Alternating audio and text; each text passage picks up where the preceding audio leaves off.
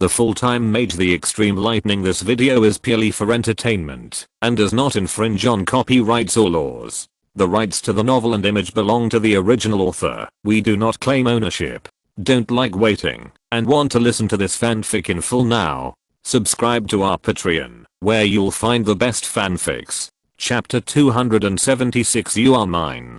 Although the rest of the group didn't gain anything, fortunately the crisis was finally resolved. Then, after resting for a day in Peru, they left in a hurry. This small country is really dangerous. It's hard for them to guard against it. They really don't want to come to this weird country again. While Tang Mao was taking Jiang Shaoxu to deal with the mine, Zhao Manan had already sent the magic controlled device that Tang Mao needed, which was a ring that could be worn on the hand. According to him, the phone bill of this ring seemed to be extremely high. However, Tang Mao didn't even bother to pay him. After all, he couldn't make up for the difference. After leaving Peru, the next stop was Mexico. Not surprisingly, the instructors deducted all of their valid documents and required them to walk to Mexico along the long sea route between the Caribbean Sea and the Pacific Ocean, such as Colombia, Panama, and Costa Rica. Because Liu Yilin was brought back, there was no need to adjust the number of people this time.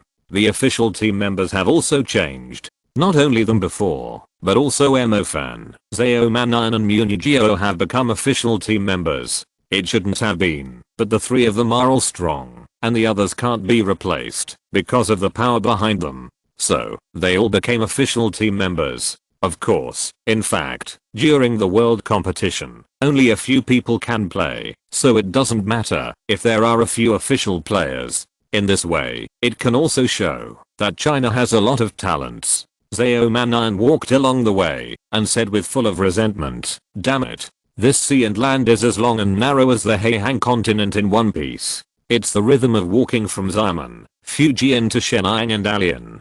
Jiang Yu asked very cooperatively, "It's next to the Caribbean Sea. Will there be pirates or something like that?" Although this child is an encyclopedia of monsters, he obviously doesn't know much about these things. Nanju suddenly explained, "I don't know if there are pirates in the Caribbean, but there is indeed a notorious pirate group roaming among these narrow coastal countries. The damage they have caused to the countries around this sea area is second only to the Black Church." Zhao Manan grinned and said, "Let's hope we don't run into them, otherwise we'll be robbed. There are many beautiful women in our team. If we get caught, it probably won't be a big deal for us." But, listening to what Zhao Manan said, Jiang Shaoxu hit back without hesitation, "Humph, I heard that handsome men like you are better in America." Zhao Manan was stunned, and just thinking about it made him shudder all over. Jiang Yu added, "Crossing the Caribbean Sea, it would be better to go to the Amazon forest for training. The Amazon is occupied by a forest demon empire whose number has not been counted so far. There are tribes everywhere. I believe that, if we go to the Amazon for training, our training will end here. Amazon, if we use colors to grade here, the surrounding area is all red, and the deeper it is an exaggerated purple. The density is amazing. If people walk into the depths of the Amazon forest, it is like a small monster entering the center of Shanghai. Demon City. That's what Amazon is called." Tang Mao didn't have any fear about what Jiang Yu said, but was quite interested. After all, his strength in the shadow system and wind system has reached the intermediate perfection, and the thunder system has also reached the 0 point of the advanced level 1, but there is no sign of any breakthrough. He really wants to find a wave of excitement. Crossing the border is not too difficult. Unknowingly, they have completely left the Peruvian territory, walked through Colombia, and approached the Caribbean Sea. Continue walking along the land. Considering that not everyone in the team is good at water battles, they did not take the ship this time. Tang Mao took a chance and quietly took Muningxu behind a big rock, while Jiang Shaoxu and Munigio were not paying attention. After Muningxu was brought here, she looked at Tang Mao in confusion. Did she think that this guy was greedy and wanted to bully her again? However, she did not have any intention of running away and just looked at Tang Mao quietly. The two looked at each other. After about a minute, Tang Mao took out some ice resources that he had obtained before and said, "Hey, this is for you." Although it was only 1 minute, it seemed like a long time for Muningxu. because she was ready, but she seemed to be a little reluctant. But when she was hesitant, Tang Mao actually gave her resources. It must be said that Muningsu is really short of resources now. Although they have gained a lot during this period of training, the consumption of high-level magicians is extremely large. She can't compare with other students. After all, they are all supported by the forces behind them. Even Mo Fan received a large amount of compensation from the Lu family, and he is now rich. But she is the only one who is extremely pitiful now. However, she will not take Tang Mao's resources for this reason. She is not able to repay the galaxy vein, so how can she take Tang Mao's resources? Seeing that she wanted to refuse, how could Tang Mao agree? He was going to use money to make Muningsu willing to pose. How could he give up halfway? Of course, before he had the chance to touch her, Tang Mao could only think like this. He pinched her cold little face and said, "You are mine, so I will give you resources, just keep them." "I don't." Muningsu still wanted to refuse, but before she could say anything, she was blocked in her mouth. 10 minutes later, Tang Mao looked at Muningsu contentedly and said, "Why, do you still want to keep your coldness and arrogance?" Muningsu was a little embarrassed and angry. She had clearly agreed to accept it when the kiss started. But this guy just wanted to take advantage of her and pretended that he didn't want to accept it to bully her. "How dare you say it now?" Question mark. After receiving the resources from Tang Mao, Muningsu turned around and fled from here. After all, there were a few moments when Muningsu felt that she was about to confess. Although she had already prepared herself mentally, she still couldn't accept this place in the wilderness. Tang Mao licked his lips, looked at the voice of the icy beauty, and muttered, "You can't run away." After a short episode, Muningsu secretly returned to the team. Tang Mao stayed here for a few more minutes before returning. There is no way. It is not easy to be a warm man who cares about the hearts of girls these days. This is now a tropical area, and coconut trees are very common. We passed many villages, towns, and small cities along the way. Most of them have rows of coconut trees, and most of the houses are made of grass and wood. Maybe because the girls in the team were too good, Zhao Manan muttered with some anxiety. Strange. Is this a bachelor village? Why don't we see many women after passing through so many villages? Chapter 277 Dream Village. Nanju walked in front and said calmly, "They basically have no defense facilities here. If a sea monster comes, it will probably be over." She was too lazy to think about the issue of men and women here, and just muttered about defense measures. Guan Yu said, "In my opinion, they may not be afraid of sea monsters. Didn't you see that the slightly larger towns and cities we passed by before all had bounties posted?" Mo Fan's eyes lit up. He was quite interested in the bounty. However, they were in a hurry to get to Mexico after all. So, he had to give up on accepting the bounty. After walking for a while, they passed through a small village and found that the place was so beautiful that it made their eyes shine. This place is adjacent to the sea, but the land is in the shape of hills and terraces, so that those beautiful small wooden bluegrass huts are scattered on the hillside, and the exquisite white mountain trail winds up, and on both sides are planted with a kind of red vanilla, so the whole village is as beautiful as a fairy tale, with mountains, roads, sea, flowers, and houses. Jiang Shaoxu was full of joy, and was the first to suggest, "Let's rest here." AI Jiang frowned and said immediately, "But didn't we just rest for a short time?" Hearing this, Nanju, who was a tomboy, also glared at AI Jiang too fiercely, and Muting Gying, Nanrangni, and Munijiro, who were also women, agreed with both hands. From the flashing light in their eyes, it can be known that this is definitely the scene in their dreams. Even the sky and clouds are more colorful than other places. Even Muningsu, who always had a cold personality, showed a feeling of love in her beautiful eyes.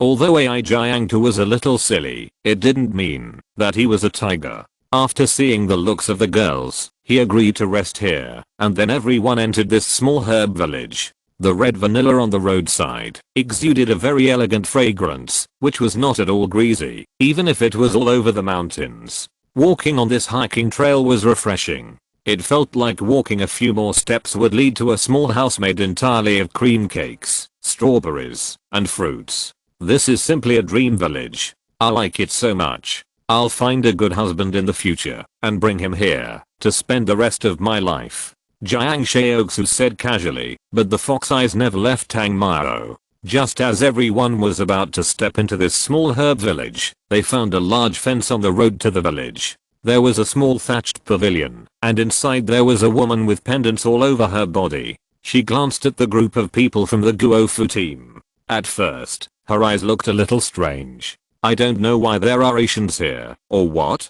The woman smiled and asked, lost travelers, do you want to stay in this dreamy village, or do you have any other plans? Oh, sorry, I didn't notice that you already brought a female companion. The smile of the woman with the ornaments was very charming, and she didn't seem to be restrained at all with strangers. The woman's skin was dark, but it was shining with a seductive luster, clean and elastic, with a wild sexiness that Oriental women didn't have. But Zhao Manan was very happy to see it. After all, he liked to mess with women the most. Then, without waiting for anyone to speak, he immediately went up and started to flirt with the woman with the ornaments. But the other party didn't mean to pay attention to him and told them in a very tactful way that the village was holding a festival and no tourists were welcome during the festival. The girls all felt it was a pity, and Jiang Shaoxu even said that she was willing to wait until the festival was over. It can be seen that she likes this place very much,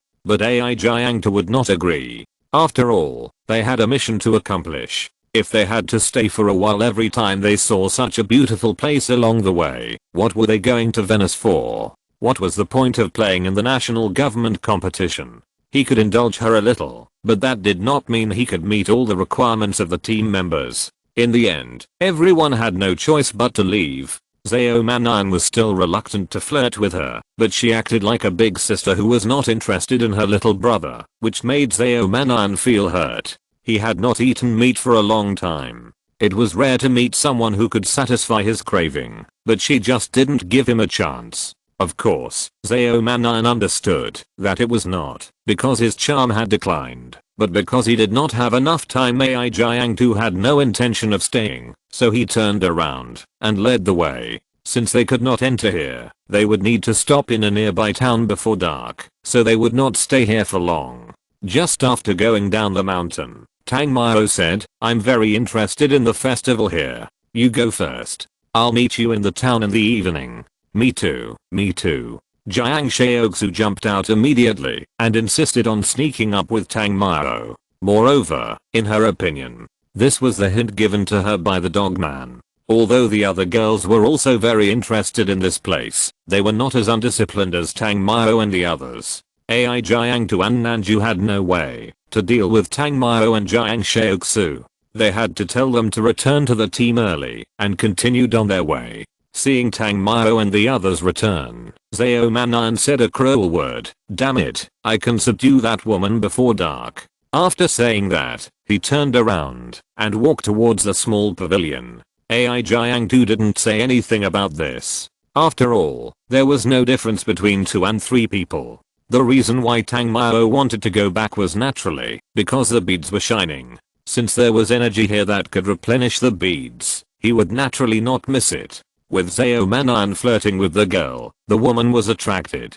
Tang Mao and Jiang Shaoxu took the opportunity to sneak up from the hillside. With their cultivation, even if the woman guarding the entrance to the village was a mage, they would not be discovered. Continuing to climb up along the grassy slope full of herbs, Tang Mao and Jiang Shaoxu had already seen a village with densely packed houses. Along the way, Jiang Shaoxu looked around, as if she was not sneaking up. Although there were many guarding mages here, their strength was not enough to discover her. So, she seemed to be here for tourism. Jiang Shaoxu stuck to Tang Mao and whispered, there are quite a few guarding mages here. The security is much better than the places we have been before. It seems to be a good place. Don't make trouble. Tang Mao pushed Jiang Shaoxu and said with a little rejection. It's not that he doesn't like this little hoof approaching, but he has more important things to do right now. Chapter 278 What does it have to do with me? Jiang Shaoxu didn't hear Tang Mao's tone and said happily, Tang Mao, I like you so much. Hearing this, Tang Mao paused, turned her head, and looked at Jiang Shaoxu, a little confused. At this time, she continued, I know you want to bring me here to see, so you deliberately said you are interested in these. Tang Mao felt embarrassed. After all, he really didn't mean it in this way. He came here just to replenish the energy of the beads. How could this bitch think so? Immediately, he looked at Jiang Shaoxu and said seriously, this kind of thing, just know it in your heart. Jiang Shaoxu was even happier and gave Tang Mao a kiss. Then he looked at Tang Mao affectionately, waiting for his confession. Jiang Shaoxu was not even prepared to be reserved. As long as Tang Mao opened her mouth, she would agree immediately. Tang Mao looked at Jiang Shaoxu's appearance and felt puzzled. How could he not know what this bitch wanted? But, how could he speak casually about this kind of thing? If she speaks up, how can she spread it to the world in the future? It was a complete failure. After so long, spreading it to the world was only 1/1000th of what she wanted. But if she didn't speak up, Jiang Shaoxu would probably get angry with him again. This young lady has a very bad temper. If she is discovered and kicked out because of this, it will be more trouble than it's worth. Just when Tang Mao was helpless, she saw a strange plant that exuded some special smell. So she said, look, what kind of plant is that? Jiang Shaoxu paused and was a little angry. After all, she was talking to Tang Mao about business. But Tang Mao actually talked to her about it? What the hell? Exclamation mark. Just when she wanted to get angry, she held back first and then glanced at where Tang Mao pointed. At this glance, Jiang Shaoxu was slightly stunned and then immediately recognized the plant. He sighed. These seem to be concubine herbs. It is said that they were first cultivated from the tears of a concubine in England. They can be used to make psychotropic drugs for depression. They are sold at a high price. No wonder this small village looks richer than other small villages. Tang Mao breathed a sigh of relief and finally gave Jiang Shaoxu a perfunctory answer. Then he looked at Jiang Shaoxu and said, okay, let's come out and appreciate it. Let's go in and take a look first. Jiang Shaoxu nodded when she heard it, but she felt like she had overlooked something. But Tang Mao had already shown a hint of dark attributes, so she had to come to Tang Mao obediently, hugged Tang Mao, and rushed in with him. After the two entered, there were many people in the mountain village. Everyone was outside the house, gathered very densely. There were about 300 or 400 people after careful counting. It seemed that this was a relatively large village. The 300 or 400 people were all in the open space of the village. There was also a group of people wearing red and full of ornaments. Judging from their outfits, they should all be mages. After a quick glance, Tang Mao found that there were about 50 people with red ornaments all over their bodies, and their cultivation was not low. Together with those guarding the slope, there were at least 70 or 80 people. A village with less than 500 people had 70 or 80 mages. The density of mages was a bit too high. The most important thing was that these people were not newbies like trainee mages. Judging from their aura and the surge of element, they were all old mages. At this time, a conversation was heard from the village. Village leader, you misunderstood us. The leading man wearing a crimson beret shook his head, looking wronged. Misunderstanding? I don't want to say anything more to people like you. Since it has fallen into your hands, the only valuable thing in the whole village is these herbs. If you have the ability, pick them all. The middle-aged man in black cloth seemed to be the so-called village leader.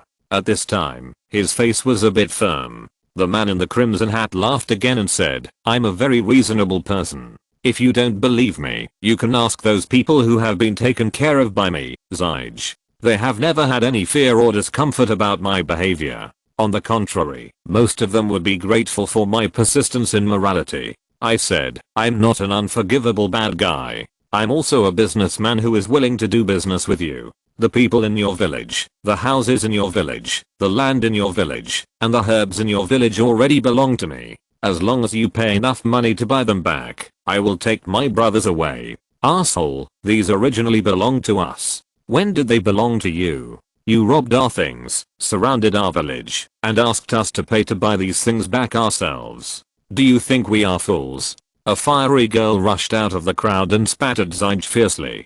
Tang Mao didn't understand their conversation at all, and at this time, Jiang Shaoxu next to him explained to Tang Mao, they are robbers. This village seems to have been robbed, and this robber is really shameless. Jiang Xiaoxu is proficient in many languages. Even if it is not an international language, she can understand it. After learning that there was no festival at all, but that they were being hijacked by robbers, Jiang Xiaoxu said a little unhappy, "Let's call AI Jiang Tu and others back to kill them."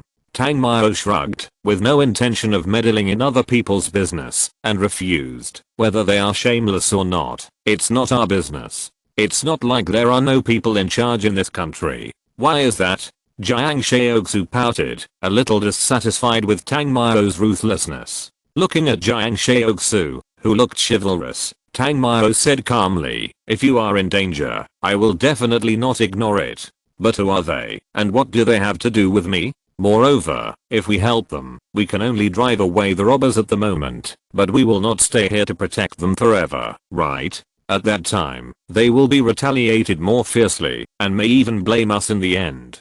Do you think this is appropriate?" Jiang Xiaoxu paused. This is the first time she has heard of such a statement. Although she always feels that something is wrong, she doesn't know how to refute it? But Jiang Xiaoxu still said with a little dissatisfaction, "I don't know about the future, but now, it's really annoying.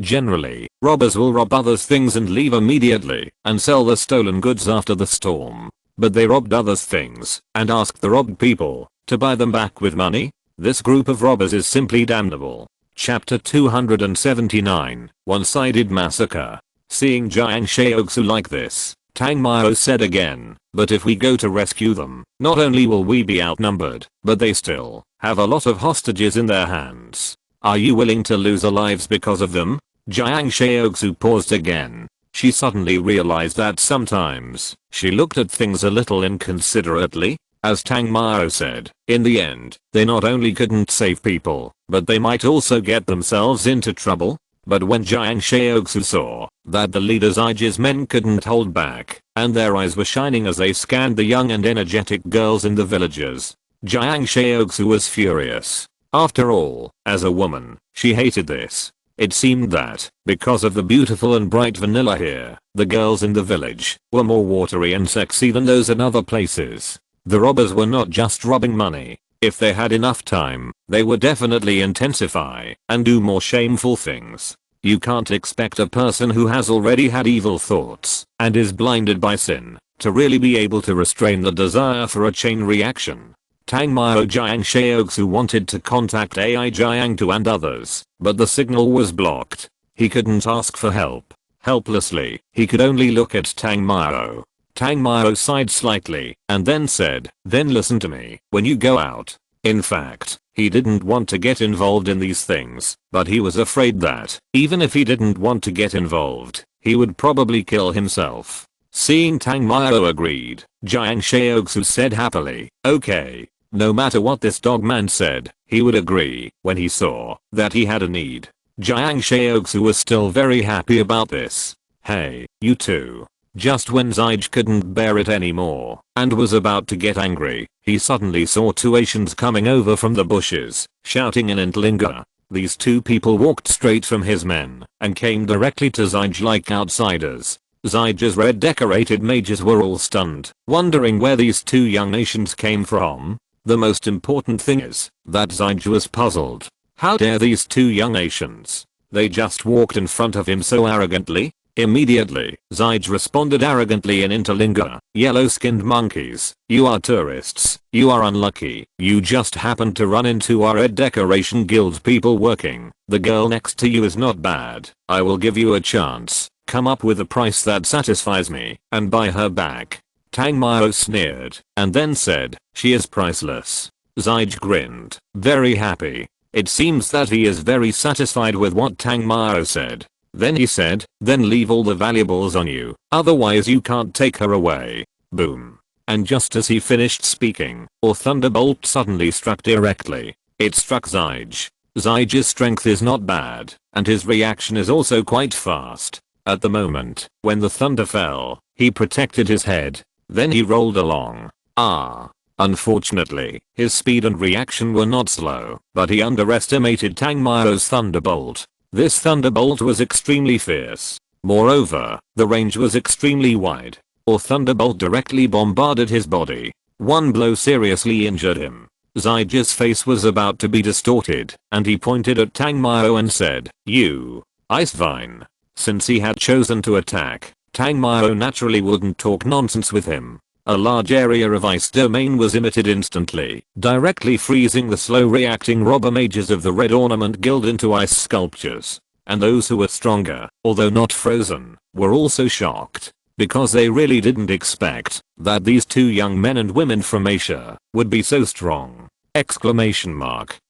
Zyge didn't care about the pain of his wound and hurriedly said, "Stop it, or I will kill all these villagers." Tang Mao looked cold-blooded and said indifferently, "What does it matter to me if you kill them? I came here to find something." Among the villagers, there were young people who knew Intlinger. After hearing what Tang Mao said, the hope that had just been ignited was instantly shattered. Zyge was also depressed, but he didn't think it was the case. Then he gestured to his subordinates. The one closest to the villager decisively killed a villager. However, Tang Mao didn't react at all, and continued to kill the bandits of the Red Decoration Guild. Although Jiang Xiaoxu felt reluctant, she also knew that, if she wanted to save everyone now, she would have to pretend. The good guys in this world can't save anyone. Zyge roared, "Brothers, come together and kill them for me." When the bandits rushed towards Tang Mao, he immediately asked for help. At the moment, they really couldn't estimate the village name, because these two Asians who didn't know where they came from were both really tough guys. Exclamation mark. When the Red Ornament Guild pirates were drawing star maps and releasing magic bombardment, Tang Mao pulled Jiang Xiaoxu to his side, and at the same time, an ice wall instantly emerged. After the ice wall appeared, the opponent's attack instantly disappeared. After the opponent's bombing ended, Tang Mao drew the constellation, and Jiang Xiaoxu began to attack. "Boss, that woman is a psychic mage, and our intermediate magic can't be cast," said one of the intermediate mages. After Jiang Xiaoxu possessed the necklace magic weapon, the power of the psychic system was greatly enhanced. Under her harassment, the opponent could only choose to watch Tang Mao draw the star map, and Zyge, who had just asked for help, now understood that, even though they were many in number, they were no match for Tang Mao and his team. This gap is really a bit big. The constellations were formed, and the ice crystal spears dotted with stars were like crossbows, swooshing and shooting out. The robbers who couldn't even be depicted on the star map were pierced through the chest in an instant, and fell to the ground with blood flowing like water. At this time, there were only the seriously injured Zyge and a few intermediary mages left. Who would have thought that in just a short moment, more than 50 pirates were so dead? This is simply a one-sided slaughter? Question mark? Jiang Xiaoxu seemed to have noticed the people coming nearby, and hurriedly reminded Tang Mao, "It's not good. Those people guarding the mountain road have gathered here. Be careful, those people are stronger." And Tang Mao had already discovered it, but for him, they were just trash who came to die. As long as they were not people who had reached the high-level perfection of cultivation, he had the confidence to kill them. If you're listening to this novel on a channel other than Fanfic World, it means they downloaded and uploaded it without effort. We cordially invite you to visit our channel, Mundo Fanfic Novelos. There you'll find the original version of this story and you can explore many other novels of various genres. We're waiting for you to immerse yourself in a world of incredible novels. Chapter 280 Special Fountain. As Tang Mao approached, Zyge was ready to kneel down, and at the same time, a bandit said, "Boss, look up in the sky. It looks like Big Sister Rowney. Big Sister is coming."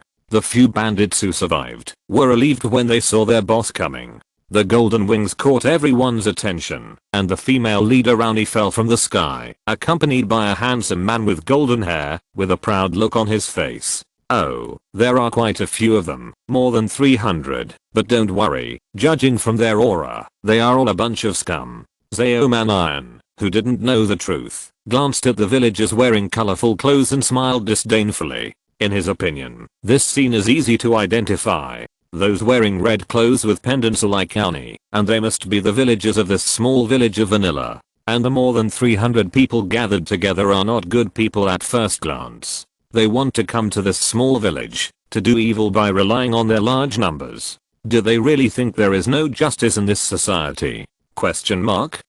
When Tang Mao saw this idiot coming, he cursed in his heart. Jiang Shaoxu covered his head, looking helpless. Seeing Zhao Manan's brainless brain, he was horny. It seemed that the contempt was too strong. Zhao Manan happened to look over, but he still looked confused. Hey, you two are here too. If you two are here, why don't you take justice for the heavens and kill these bandits? Don't be afraid, just because they are in large numbers. Do you know each other? I was stunned for a moment, then thought carefully. It seemed that these two people were the same team before. She had a little impression of Jiang Shaoxu. Zhao Manan patted his chest and said, yes, we are partners, the closest kind. If they are here, there is no need for me to take action. Don't worry, we can definitely keep your village safe. As for these bandits, we will never show mercy. Tang Mao said in a calm voice. Damn, idiot. Have you ever seen a group of ordinary people robbing a magician? Zhao Manan was stunned. After about 10 seconds, he seemed to react. After I confirmed that Zhao Manan was in the same group with the other party, she saw her own men were so brave and attacked Zhao Manan in a rage. She acted very quickly, and a gust of wind suddenly rose from under Zhao Manan's feet without warning, and in a short time it turned into a sharp whirlwind, sweeping Zhao Manan up. Zhao Manan hurriedly used the rock barrier, and he used the rock barrier to create a tongue-shaped protection, blocking most of the whirlwind force outside the thick rock. At this time, Tang Mao had already drawn the thunder constellation again. The mages who had just come to support, just when Tang Mao succeeded in gathering thunder. Then, a huge thunderstorm instantly destroyed this dream village. Similarly, all the bandits were in the area of the thunderstorm and turned into ashes. Of course, the big sister who had just arrived escaped because she bombed Zhao Manan and was a high-level mage. However, she had no intention of continuing to fight because she realized that these people were much stronger than she thought, and they actually escaped quite decisively. A trace of purple boots appeared on her legs, and the boots allowed her to step on the air for a short time. Annie didn't care about her men and quickly ran down the mountain halfway. Before leaving, she didn't forget to look back and glance at Zhao Manan fiercely, as if to express that she would remember this grudge. After all, she was almost taken advantage of. Looking at the fleeing woman, Tang Mao had no intention of chasing her. After all, his main purpose of coming here was to replenish his beads. Jiang Shaoxu looked at the dead bandits and asked in confusion, Tang Mao, they seem to have a bounty. Why didn't you leave any of them? Bounty? Tang Mao paused, then said dissatisfiedly, you told me after I killed them all. Don't you think it's a bit late? At this time, the villagers were hiding on the other side of the village. After the battle was over, a few of them dared to stick their heads out. However, Tang Mao didn't care about them, but went in the direction indicated by the beads. Jiang Shaoxu and Zhao Manan were a little puzzled when they saw Tang Mao lead directly, but they followed him. In fact, they still wanted to ask these villagers to thank them. After all, young and energetic, how could they not get some gratitude for doing good things? But the main output was so upright, so the two of them naturally had nothing to say. Especially Zhao Manan, who was still full of confusion at this time. Because he knew that after this incident, he was afraid that he would be despised for a while. When the villagers saw Tang Mao and his men heading towards the back mountain, although they were puzzled, no one dared to say anything. Especially after seeing the magic damage that Tang Mao had just used to kill dozens of bandits, it was too terrifying. Tang Mao went straight to the back of the mountain in the village, and saw that there were not only large areas of vanilla here, but also a small fountain in the center of them. When he was near this small fountain, he clearly felt that it was not only the beads that were trembling, but even the killer jade was still like this. Jiang Shaoxu exclaimed in surprise, wow, it's so beautiful here. Damn, how did you know there would be such a beautiful place? Tang Mao's mouth twitched slightly, and then he looked at Jiang Shaoxu again and whispered, I smelled a strong smell here, so I decided to bring you to see it. Jiang Shaoxu was even more happy when he heard what Tang Mao said.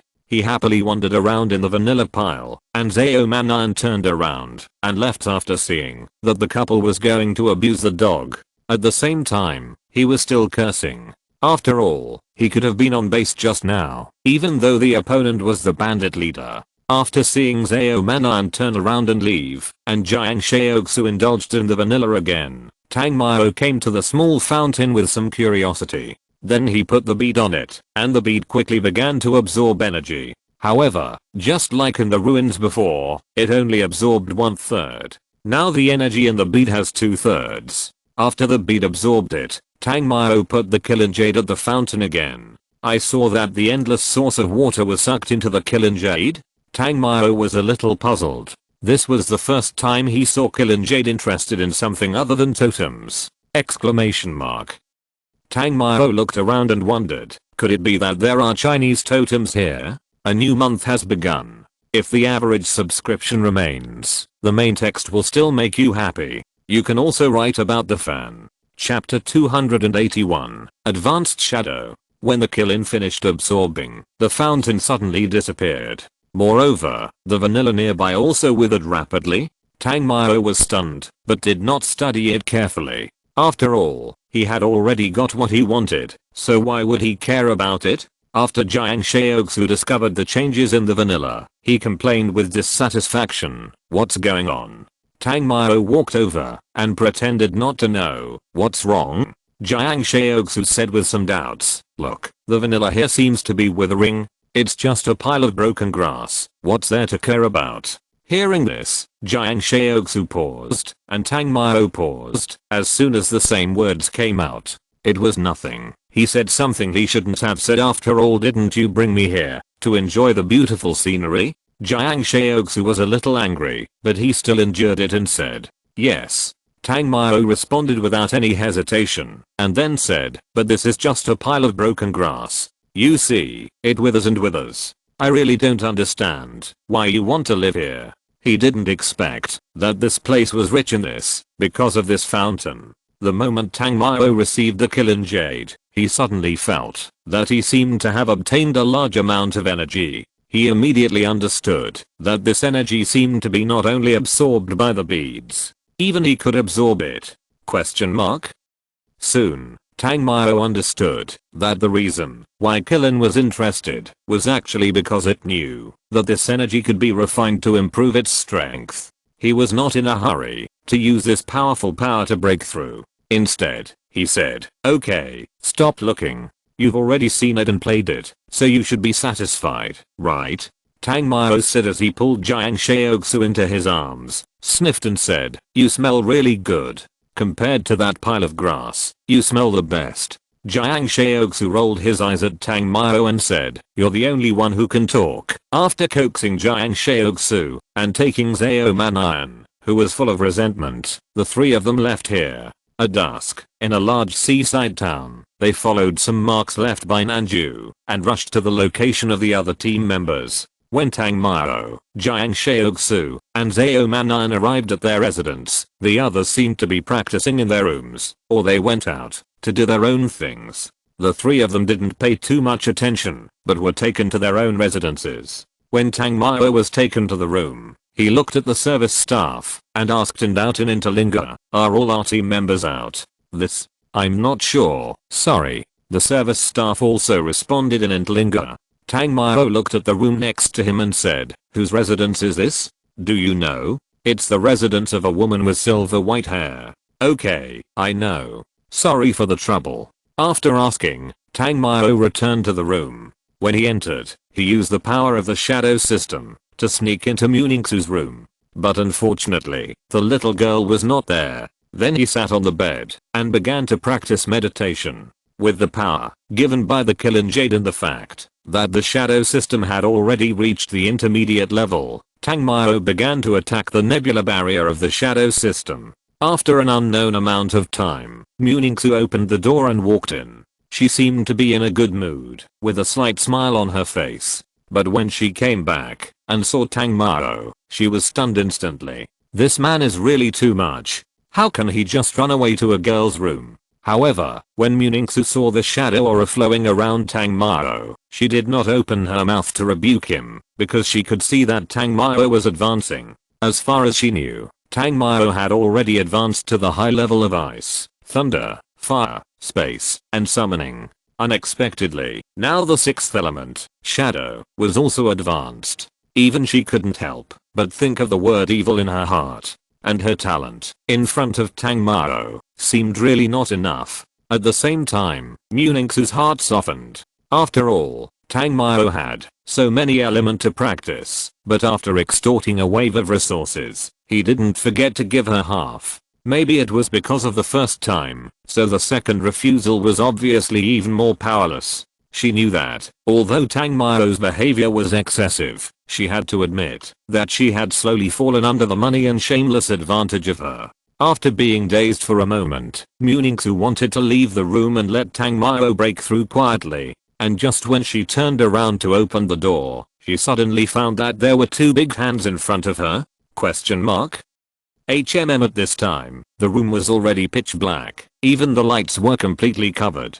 Tang Mao succeeded, which was not a big surprise, because the energy absorbed by the killer jade was extremely huge. Breakthrough was natural. You came in. Why are you leaving again? Muningsu glanced back at Tang Mao. Although she was a little embarrassed and angry, she was also mixed with some cold charm. Then she said, take it away.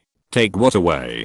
Tang Mao asked with some doubts, and took the opportunity to pinch it. Muningsu was not a fool. If she didn't understand that this guy was doing it on purpose, then wouldn't she be a fool? But before she could say anything, Tang Mao took the lead to make her shut up like a cat scratching her heart. Tang Mao felt unhappy. Dang dang dang. At this time, a knock on the door came out. Hearing the sound, the two paused, and Muningsu pushed Tang Mao open.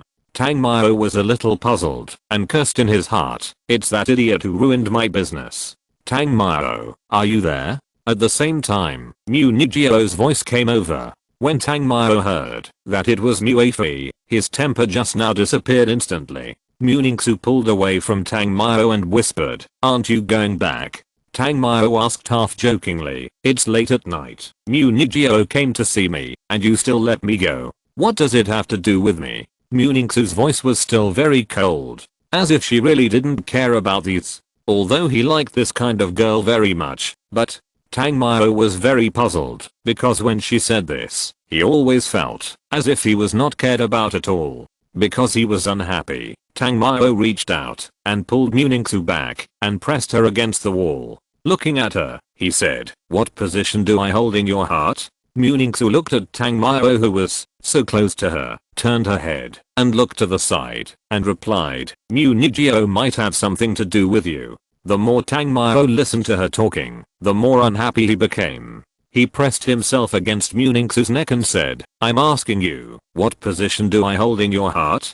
Chapter 282. Muningsu, in my heart, you are everything. Because of the close contact, Muningsu's face quickly became red. She wanted to push Tang Mao away again, but she was stopped before she could do anything.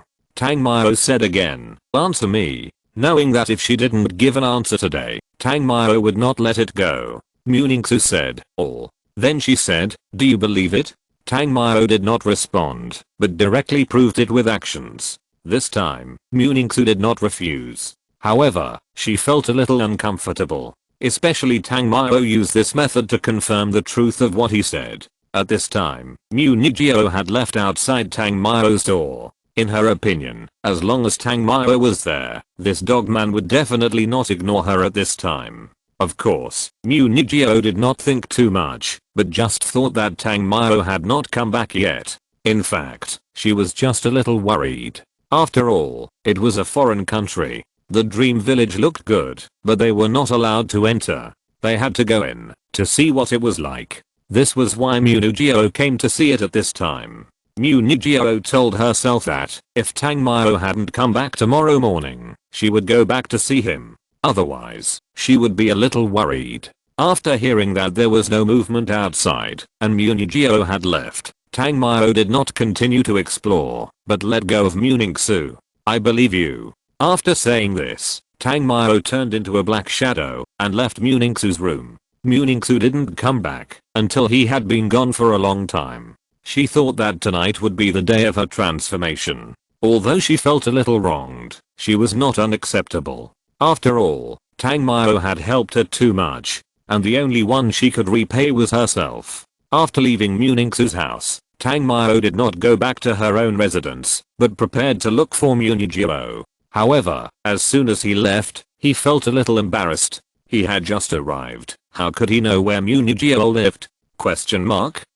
In the end, Tang Mao had no choice but to return to his own residence. This night was destined to be another night of fire and fire Caribbean Bluestone Town. After that night, Tang Mao reported to Muningyo that he was safe the next day and took advantage of everyone's retreat or outing to discuss the depth and length of Muningyo. After that, he began to retreat with the help of the magic weapon to control the stars, plus his control speed. After a few days of retreat, 343 stars and shadow stars, in a week, he successfully controlled more than 70 stars. After staying in the house for a whole week, Tang Mao felt that he was about to mold. The most important thing is that the 3 little cuties are here, hiding in the house to practice every day. This is not what humans do.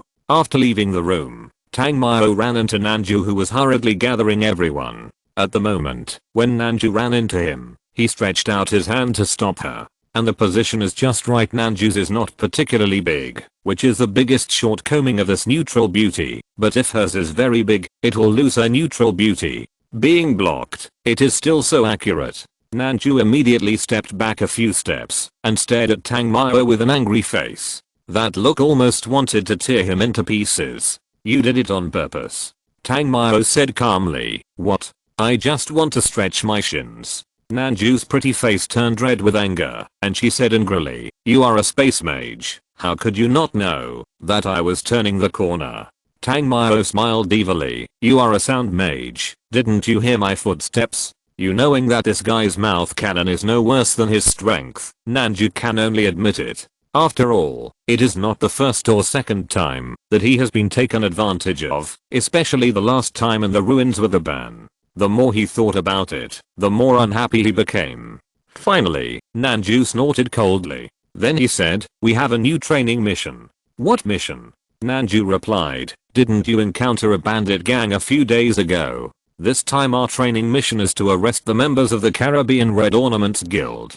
Tang Mao's mouth twitched slightly. He had no interest in this kind of mission. After all, not all members of the Caribbean Red Ornaments Guild were as weak as the one he encountered that day. They have been rampant here for many years. How could they be easily wiped out? However, no matter what interest he had, Tang Mao still followed them together. When he arrived, other members of the government had already gathered here. Immediately, Nanju began to explain the matters of this training and the rewards. The reward was naturally the Dark Lord Cloak. This was the extra reward this time. It is a magic tool, a cloak magic tool. This kind of magic tool belongs to a very rare category. It is a kind of combat auxiliary magic tool that does not overlap with armor magic tools and shield magic tools. It is said that some of these cloak and windbreaker magic tools have similar effects to wing magic tools, and the cloak unfolds into wings. However, whether it is a cloak magic tool or a wing magic tool, both are luxury goods in the magic world. If they can be combined into one magic tool, it is a rare treasure. Anyway, you will basically not see it for sale in major auction halls. Nanju then explained to everyone in detail. It is said that this is a handy treasure used by a forbidden spell mage in his early days. Now he donated it to the World Academy to encourage young mages. Now there are 2 other countries competing with us for this Dark Lord Cloak, namely the our country government and the Indian country government. They are also near the Caribbean Sea and will join forces with us to deal with the Red Ornament Guild, our target this time. After hearing that it was a treasure used by a forbidden spell mage, and it was also an auxiliary magic tool of the shadow system, Tang Mao instantly became interested. Guan Yu, who was full of pretentiousness, said disdainfully, to deal with some petty thieves, do we have to join forces? As he said that, Guan Yu also glanced in the direction of Muningsu, but unfortunately, Muningsu didn't even look at this place. Guan Yu felt a little cold in his heart. Although he knew that there was a big gap between him and Tang Mao, Guan Yu never gave up pursuing Muningsu. There was no way. The charm of this ice snow beauty was too great. Moreover, although he was not as good as Tang Mao, his family was not comparable to Tang Mao, a mountain countryman. This is why he didn't give up, even though he didn't see any hope now. Tang Mao naturally saw all this. However, he didn't say anything to Guan Yu. There was no way, if he spoke casually at this time. Not to mention that Jiang Shaoxu, the little hoof, would be upset. Even Munigio beside him would probably explode, right? Chapter 283 Mission. Although Munigio seems to be a gentle girl, he knows that she is warlike by nature. After living together for so many years, she was still saying love in the nest a few days ago, but today she split up and paid attention to other women. Tang Mao could easily imagine the scene of Munigio fighting with him. So, even if Tang Mao was unhappy, he could only think about how to deal with this cheap fish, if he had the chance. At this time, Nanju said very seriously, "You are wrong to think so. The Red Decoration Guild is not a group of thieves. They are the first fallen wizard guild established in the Caribbean. Their power is so huge that it is equivalent to a magic family. They have more than 1,000 wizards, and their average strength has even reached the middle level. There are many high-level wizards. They use the resources and money they have robbed to continue to train new members and form a complete family chain." When Nanju received this training task, he immediately investigated the Red Decoration Guild. As the saying goes, knowing yourself and the enemy will ensure victory in 100 battles. As a graduate of a military academy, she would not blindly undertake missions. Jiang Shaoxu recalled the beautiful village where Tang Mao easily killed those bandits in seconds, and curled his lips and said, "I think they are not that great." Although the Red Decoration Guild members led by Zaijian were only a small force in the entire Red Decoration Guild, based on Ana's strength and the way those bandits addressed her, it was obvious that she had a certain status in the Red Decoration Guild. This kind of person turned around and ran away without even fighting Tang Mao's destructive magic. No matter how you look at it, he doesn't look very strong. Nanju saw that Jiang Shaoxu looked arrogant and reminded him, that's just because Tang Mao is abnormal, but it doesn't mean that the Red Decoration Guild is really weak. Jiang Shaoxu shrugged, obviously not taking it to heart. Nanju did not say anything about this. Anyway, Tang Mao would protect this little hoof anyway, so she looked at the others and said, "We are waiting here in Lanshi town now. The On National Government team and the Indian National Government team are heading to meet us. It shouldn't be long before we can see them." Around the afternoon, the On National Government team and the Indian National Government team arrived at Lanshi town. The three teams, a total of more than 30 people, met at Seagull Park. There were so many people and everyone's international language was not very fluent, so the representatives of each national government team sat at the stone table to negotiate, and the others could wait on the grass or on the cobblestone square. At this time, Tang Mao, Mo Fan and Zhao Manan sat on a bench, watching the players from the other two countries commenting on each other. Their target at the moment was a female student from the art team who was wearing a navy blue sailor skirt. This woman was obviously quite arrogant. She even chose particularly attractive stockings. If she hadn't stood in the national team, most people would think she was just a little girl who was obsessed with uniforms, and would not associate her with a powerful high-level mage. Zhao Manan said confidently, "I think she has a B at most." Mo Fan pinched his chin and thought for a while and said, "Probably a C." The old driver shook his head and denied, "B, believe me, the cleavage of a C will be a capital I shape, and for a B, it will be a Y shape supported by a bra." As he said that, he looked at Tang Mao. "Boss Tang, what do you think?" Tang Mao replied, "You can find the answer if you take it off." "No, I'm a gentleman. How can I do that kind of thing?" Zhao Manan shook his head and refused. "Pa." Tang Mao and Mo Fan looked at him with contempt at the same time. "Hey, you guys, don't think I don't know what you are talking about. It's not gentlemanly to insult a girl with words like this." Suddenly, a hooded man came over and scolded Tang Mao, Zhao Manan and Mo Fan in a very stern tone. He used the international language, so the sailor girl could understand it. She turned around and glared at the three people with a look of surprise and shame. Obviously, she didn't understand their previous discussion, but she heard the words of the hooded man clearly. In addition, the hooded man's words were a bit harsh, and the sailor girl didn't know what they said. As a normal woman, she would naturally think of something more evil, so her eyes were full of hostility towards them. The three of them were old drivers in terms of thick skin, so they naturally didn't care much about her anger. However, Tang Mao still glanced at the hooded man and then said in a calm voice in international language, "We appreciate the beauty of girls. What does it have to do with you, a dog?"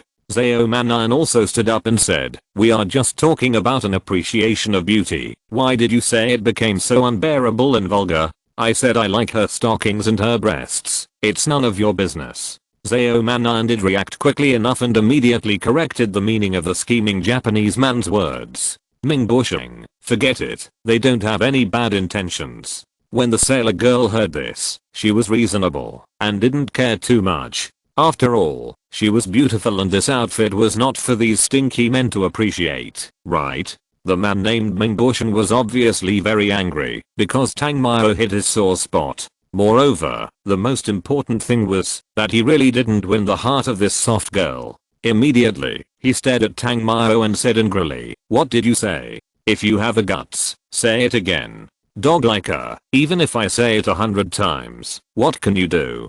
Tang Mao has never been friendly to Zhao Ruben. Even if there is, it is only for those girls who make sweet voices, otherwise, it is serious to treat them equally. At this time, Jiang Shaoxu seemed to notice the movement here, or this little hoof went out for a while, and still felt that Tang Mao was more attractive, so he came over happily. When Jiang Fox came over, Ming Bushing, who was originally angry, was stunned at first, and his temper just now was restrained a little. Looking at Tang Mao, he said very gentlemanly, "Vulgar person." Then he looked at Jiang Shaoxu and greeted her politely, "Beautiful lady, do you feel helpless to experience with such a person?" Jiang Shaoxu was a little confused when she came to Tang Mao and the others. But when she heard someone approaching her, she was still happy to respond. However, before she could say anything, she was pulled into Tang Mao's arms. Chapter 284 You Don't Deserve It. This was the first time in such a long time that Tang Mao had made an ambiguous move towards her in public. Jiang Shaoxu leaned on his arms very obediently. He even ignored Ming Bushing directly. After Tang Mao declared his sovereignty, he said again, "A licker like you is also qualified to tease my girlfriend?" Hearing Tang Mao's address to her, Jiang Shaoxu slapped him angrily. What the hell, shouldn't it be a girlfriend or a woman? He didn't care about this. Ming Bushing wanted to be a gentleman, but when he heard Tang Mao repeatedly say that he was a licker, he was really angry. "Don't force me, otherwise, I will make you regret it for the rest of your life during the national government competition." Tang Mao said with a look of contempt, "You've been nagging for a long time, and this is the result." Seeing this scene, the soft girl in the sailor suit had to pull Ming Bushing and shook her head at him. Before the World Championship, they were not allowed to attack the training team. Once this rule was violated, no matter what your background was, it would be over. This was also the reason why Tang Mao was still talking nonsense and not taking action. Zhao Ruben was finally dragged away from here with gritted teeth. After they left, Tang Mao let go of Jiang Shaoxu. Jiang Shaoxu was confused. What is this? After Zhao Ruben left, Mo Fan and Zhao Manan saw this scene and distanced themselves from Tang Mao. What do you mean? Hearing this, Tang Mao felt a pain in his balls. Just now, he just wanted to irritate that scheming bitch and then beat him up. But, that sun thief actually injured it? How dare he show off with a girl in public? You know, it's not just Jiang Shaoxu who has something to do with him here. Tang Mao glanced at the place where Munijio and Muningxu were and saw that the two of them didn't pay attention to this place, so he asked, "What's wrong?" The little fox said dissatisfiedly, "You just hugged me." Boah. This sudden kiss made Jiang Shaoxu shy for a rare time. Then he punched Tang Mao. Jiang Shaoxu actually thought that Tang Mao was using her to irritate the other party, but he didn't want too many people to know about their relationship. It's like eating from the bowl and taking the pot. But with this more intimate kiss, she no longer doubted anything. The players of the two countries who were just teased by the little hoof were heartbroken at this time. This little fox's ability to catch rich men is really beyond words. But just after teasing them, she looks quite happy. After feeling the hostile gaze, Tang Mao said with disdain, "You bastard, if you don't act wild for a day, you don't know your last name." Jiang Shaoxu hugged Tang Mao's arm, afraid that he would be angry, and explained, "It's fun. I didn't do anything wrong to you." It must be said that she still knows Tang Mao very well. This groove is just right. It made Tang Mao lose his temper. At this time, Nanju had already discussed with the R team and the Indian team, and it was time to start assigning tasks. At the same time, all the team members gathered. When Muningsu and Munijio came over, they just saw Jiang Shaoxu holding Tang Mao's arm. Tang Mao was overwhelmed by this, but she couldn't get rid of Jiang Shaoxu. After all, she was just short of membrane. The two women just glanced at each other and then walked towards Nanju and the others. Muningsu didn't care, but Munijio was already eager to give Tang Mao a few waves of wind baptism. This dog man, he started to flirt with other people again. She could tolerate AI Tutu because of her own reasons, but that didn't mean that she was really ready to be a canary for Tang Mao. Moreover, he already had the two of them, and he didn't know how to be content. At the same time, Munijio also saw through one thing, that is, Tang Mao, who took off his pants, would talk like a bullshit! Exclamation mark. Looking at Munijio's tightly clenched fist, Tang Mao felt helpless. However, although he felt bad in his heart, the softness of his arm made him feel itchy. Xiao Hegu from the R side said sarcastically, "I really admire your ability to collect intelligence. This kind of information that any small force can get is really worthless. Although the instructor asked us to join forces this time, I don't plan to share the intelligence with you." Xiao Hegu is a representative of the R side. Judging from his words and deeds, he must be from the Japanese military. Although Nanae was unhappy with his tone, she knew that the opponent this time was not simple, so she didn't engage in unnecessary verbal disputes. Instead, he asked, "So, you have found their lair?" Xiao Hegu said, "That's about right. You Chinese and Indians can provide support. I will lead you to quickly complete this training. After the training, we will go our separate ways. See you in Venice."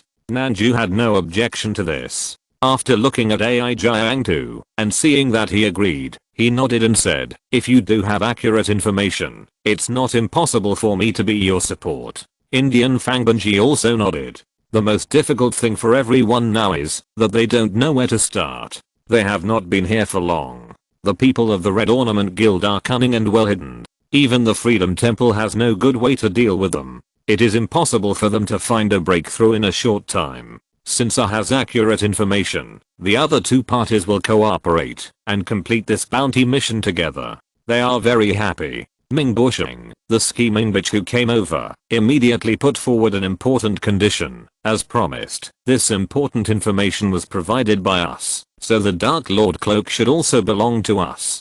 Tang Mao was also extremely interested in this treasure. After hearing what he said, he immediately disagreed. The treasure naturally belongs to those who are capable, but in my opinion, you don't deserve it. Hearing this, several people turned their heads and looked over. AI Jiangtu said, "This reward is not trivial. Without accurate information, it will be very dangerous for our actions. After all, the other party is not a small gang."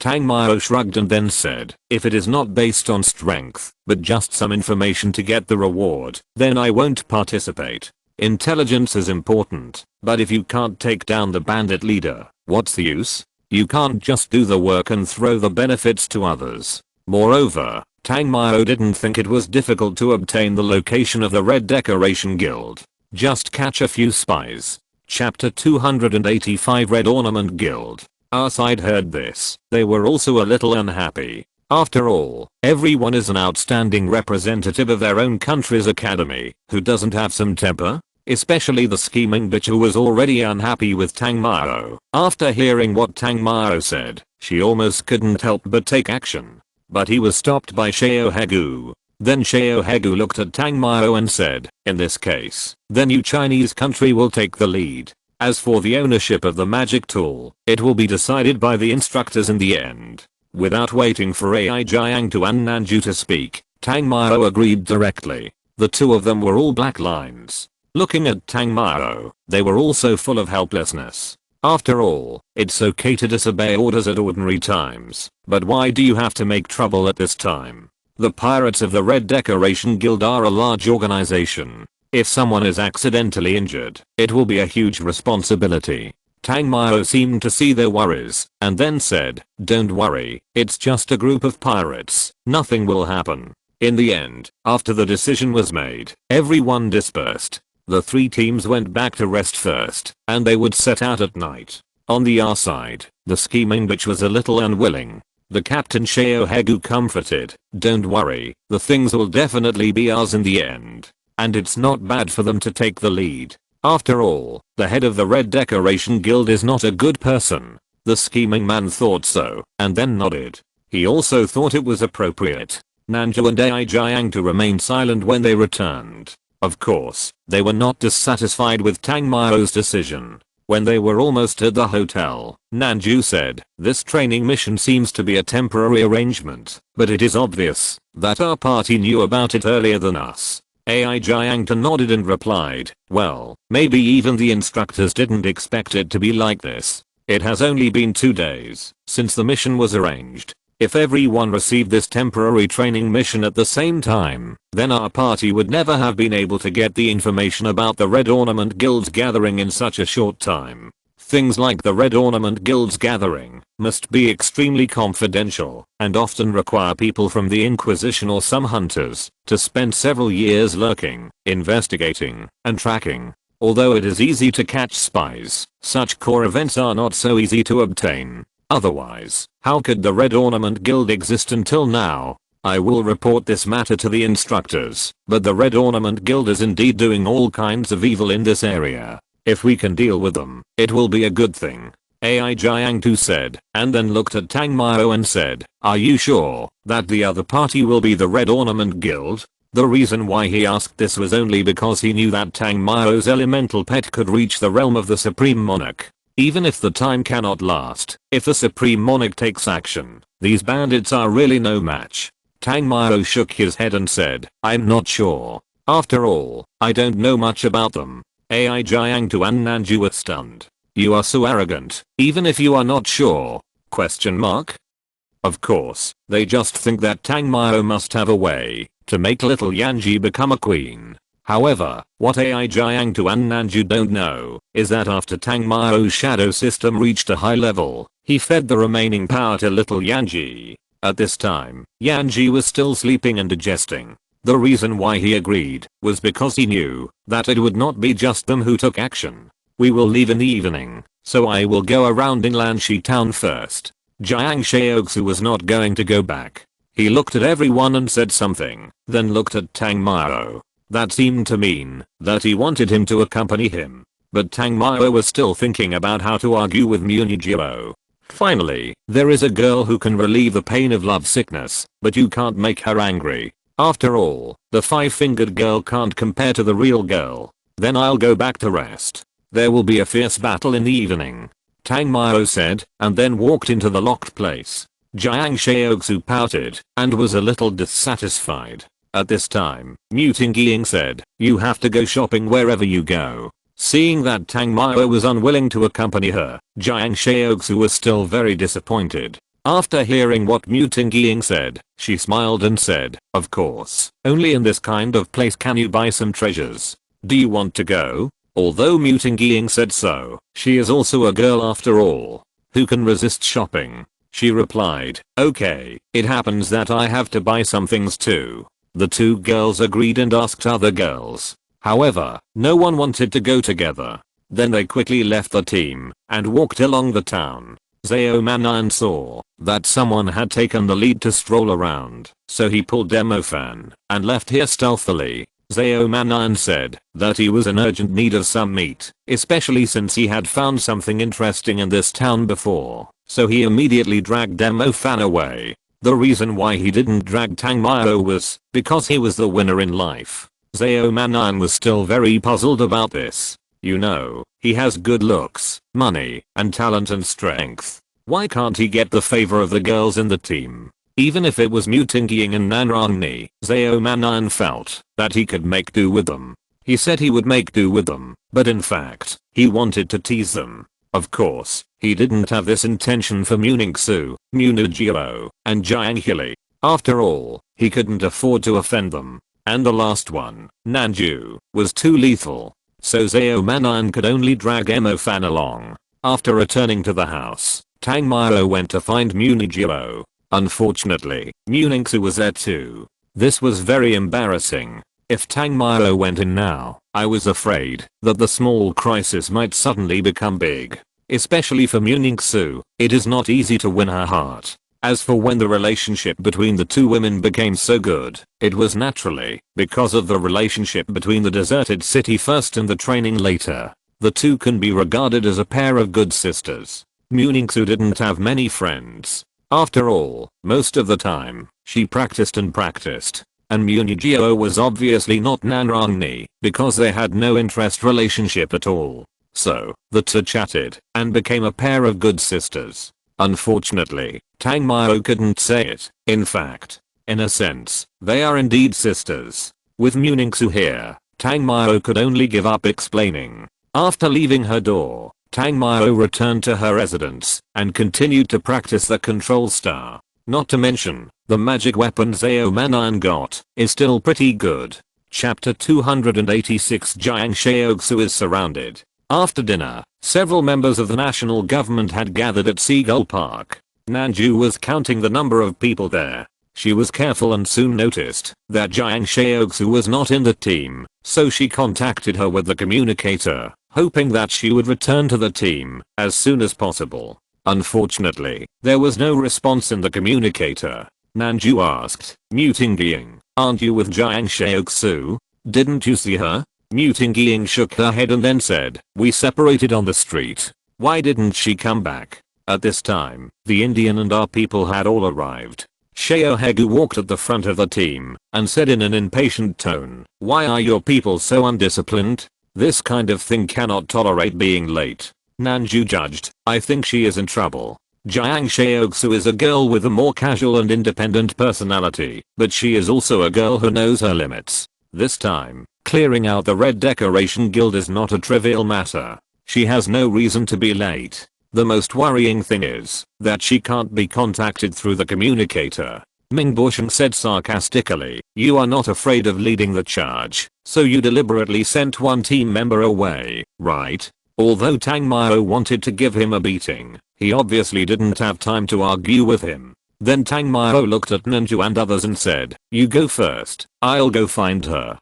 Compared with the so-called Dark Knight cloak, Tang Mao was more concerned about Jiang Shaoxu's safety. This town is not big, and it is not difficult for Tang Mao to find someone. Moreover, although Jiang Shaoxu's individual combat power is not strong, this little hoof has a lot of trump cards in his hand.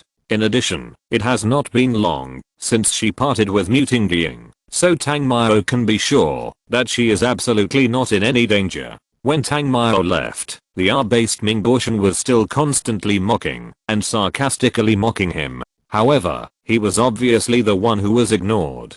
After arriving in the town, Tang Mao searched everywhere. When Tang Mao was searching for a while, he suddenly heard Jili Guala. Jili Guala, a man in a suit, stood at the entrance of the street, pointing at an advertising painter and cursing. Although he didn't know what the other party was saying, it looked like they were cursing. Even though he didn't understand their language, Tang Mao still looked over there. Did the painter draw an arrow? Tang Mao was a little curious and took a special look at the painter. The painter was scolded by the man in the suit, but he didn't react at all. He still painted a big arrow on the billboard, as if indicating something. His eyes were dull and his behavior was strange. Was there a magical aura on him? Under the arrow, there were two numbers, 95. This was obviously the Chinese homonym for save me. Jiang Shaoxu must have known that he was in danger, so he used mental magic to control a nearby painter, and then painted such a distress signal on the main street. After Tang Mao understood it, he followed the arrow and went to the outskirts of the town near the mountain. Tang Mao found a community that had become a ruin. Construction machinery and construction fences blocked this place, making it difficult for ordinary people to cross it easily. It was also in this ruined community that Tang Mao sensed waves of magic.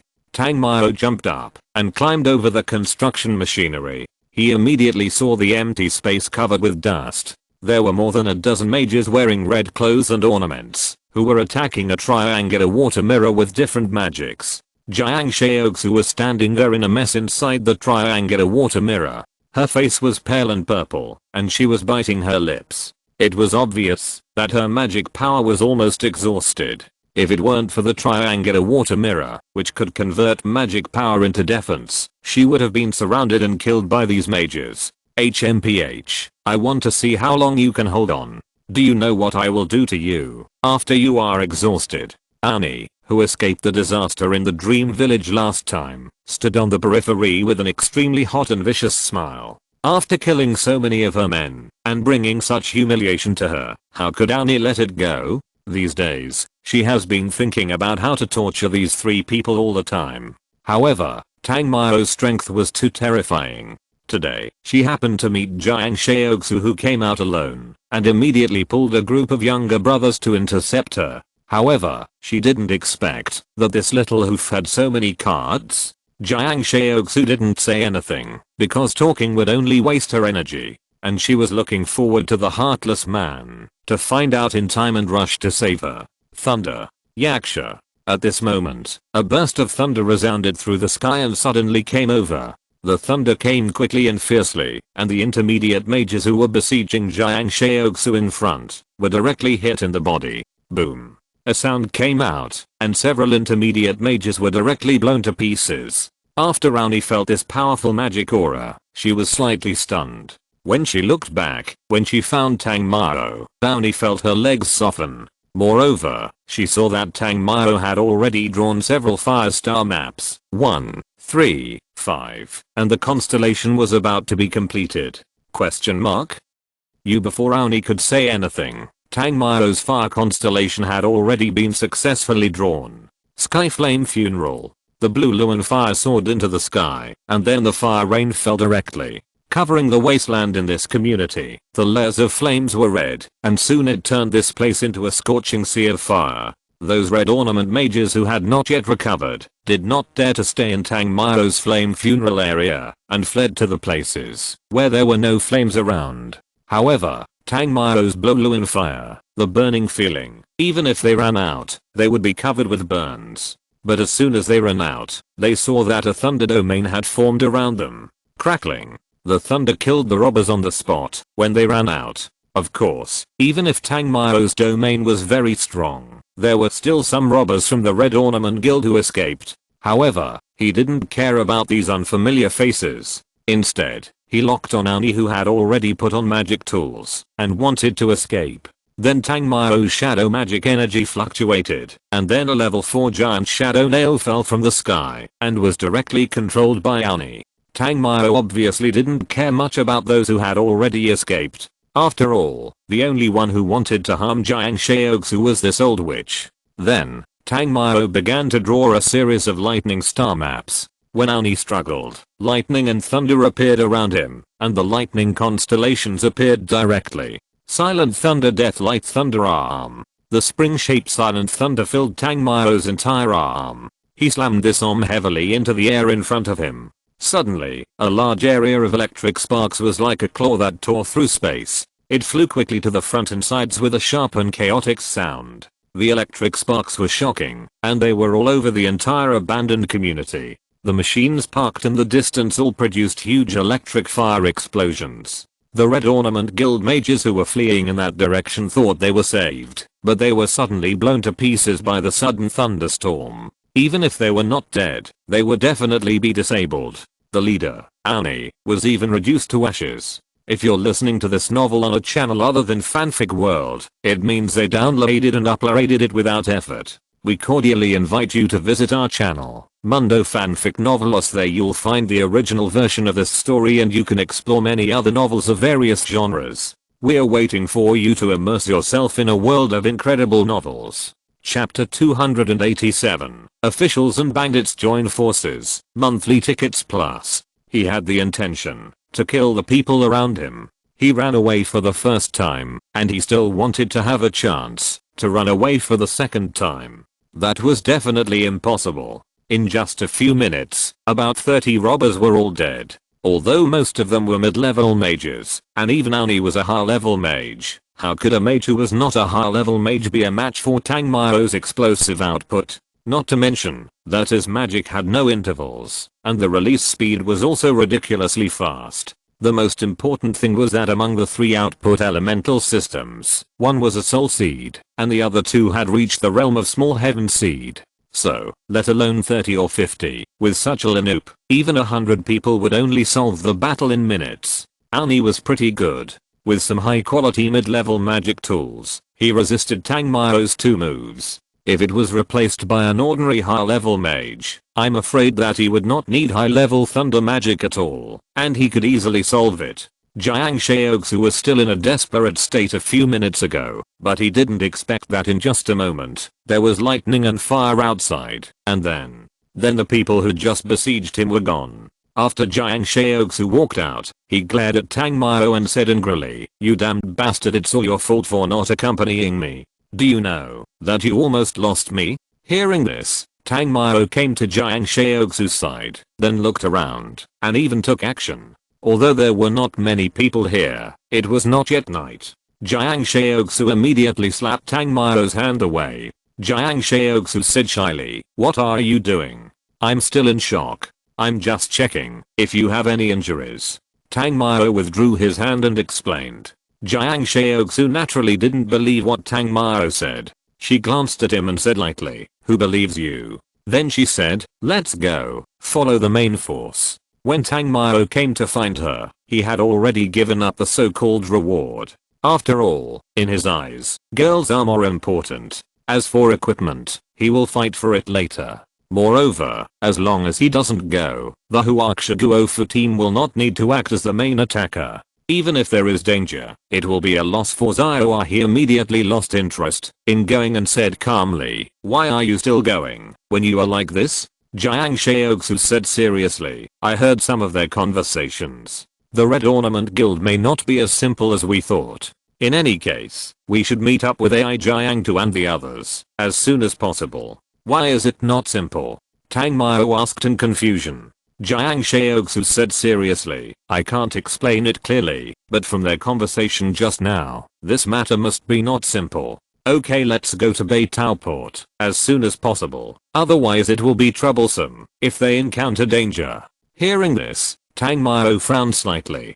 To be honest, he has never been a kind-hearted person, and he would let things go for free. However, when he thought about Munijio and Muningsu who were also involved in the roundup, and heard that Jiang Shaoxu would be in danger, Tang Mao had no choice but to nod and say, "Let's go." On the other side, Beitao Port. A bar ship flashing neon lights was docked at the port. This was a very famous ship bar in Beitao Port. People from some surrounding metropolises often came here for gatherings and dinners. There was a square table on the deck of the ship.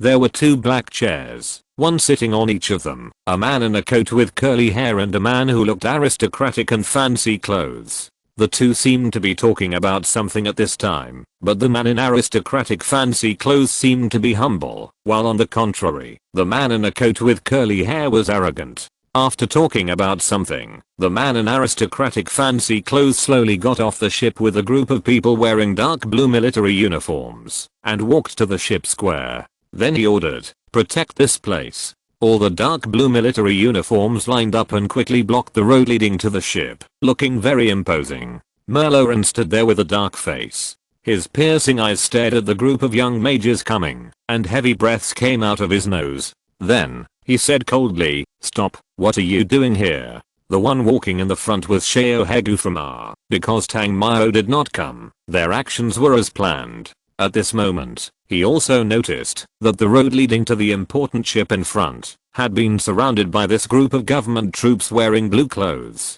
Shao Hegu was a little puzzled. Did the government learn of this important news and wanted to wipe out the Red Decoration Guild together? But when he thought about their joining, the reward, wouldn't it be in vain? We followed the instructions of the Temple of Freedom and came here to wipe out the Red Decoration Guild. However, no matter what, it was someone else's territory after all, so he responded. Then he asked, "Does this officer have the same purpose as us?" Merlin had just received the news, but he did not appreciate it. Instead, he said bluntly, "Humph, when did you need a bunch of young boys to do this kind of thing. Go back to where you came from. This is not the place for you to stay. Sheohegu was stunned for a moment and glanced at the black bar ship at the berth. His intelligence was very accurate. He was sure that the people of the Red Decoration Guild were on that big ship. As long as they fought their way in, they could basically wipe out the core of the Red Decoration Guild. Who knew that the local government's army suddenly appeared here? This was something Sheohegu had never expected. The initiator of this matter was naturally the Temple of Freedom, which was instructed by the Supreme Magic Association of America. In order to ensure that the news would not leak out, they did not notify the local government when they took action. They planned to eliminate them and let the government deal with the rest. Now, the government has protected the ship full of Red Decoration Guild villains and prevented them from carrying out the elimination plan. Although Nanju despised the fact that the R side had obtained the information in advance, she also confirmed on the way here that the important members of the Red Ornament Guild were on the ship. But what did the current situation show? She did not think that it was the government power here that took down the Red Ornament Guild. She immediately said, "It is really surprising that your government has such a close relationship with those evil villains." Hearing this, Merloran was immediately dissatisfied, and his brows were locked. He was extremely unhappy with these rich young masters and young ladies who were used to enjoying a comfortable life. At this time, Sheohegu also said, "Sir, I think you should know who are on that ship. Please don't interfere with our mission." Merloran snorted coldly and said, "I know where you are from.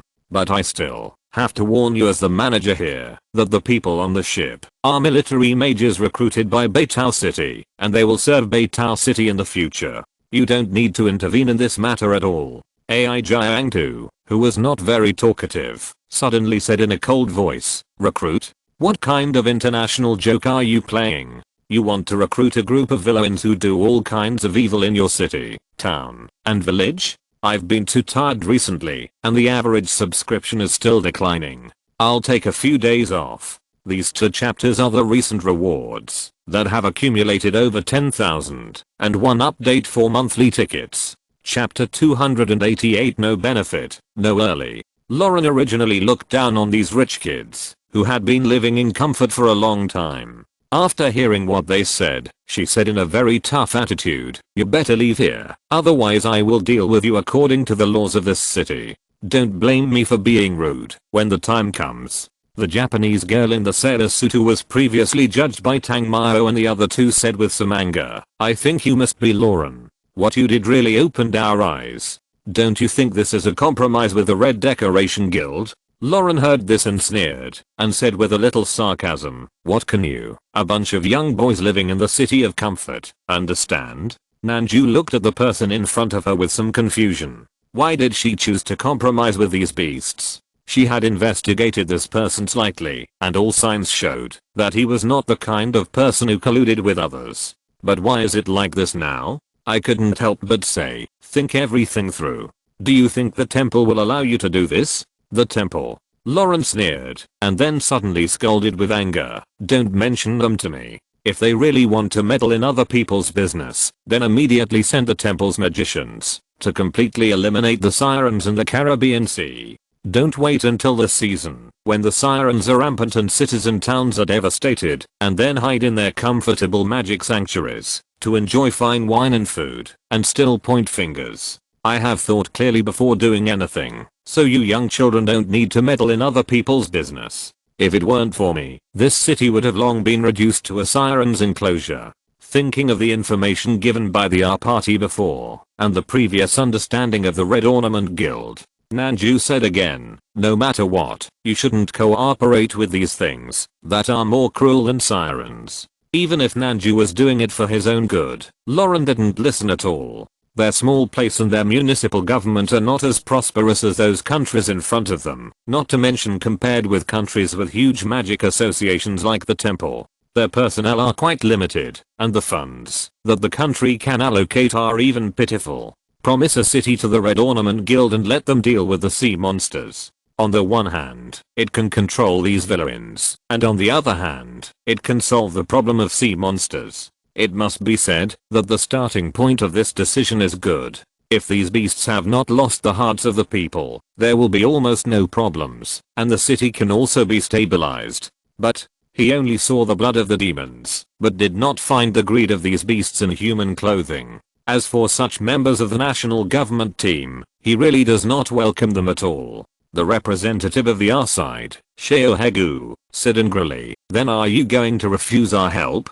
Lauren said unyieldingly, "Yes, leave here quickly. If you use magic recklessly on my territory and cause damage and casualties, I will arrest you according to the laws here." Nanayu did not personally experience Lauren's suffering, so she could not understand. He just shouted angrily, "How can you cooperate with thieves? This is the biggest taboo since ancient times. Doing so will cause greater turmoil." Humph, turmoil? Don't waste your breath with these ridiculous principles here. This is not our bang. Before Mayor Lauren finished speaking, Tang Mao suddenly appeared here. He knocked Lauren to the ground with one punch. The 3 team members were all dumbfounded when they saw this scene. After knocking Lauren to the ground with one punch, Tang Mao walked towards Beitao Port. Ai Jiangtu and Nanju were both stunned and hurriedly stepped forward to stop him. Tang Mao stopped and looked back at Nanju and said, "Didn't you say that the alliance would cause social turmoil? If so, why are you stopping me? Moreover, these bastards are just demons in human skin." Nanju paused. For a moment, she was really speechless. Ai Jiangtu was not a person who was good at forcing and complaining, and she was also a little unhappy with what this person did. Lauren's face was twitching, not because of anger or pain. This guy is simply lawless. He even dares to hit himself? Question mark?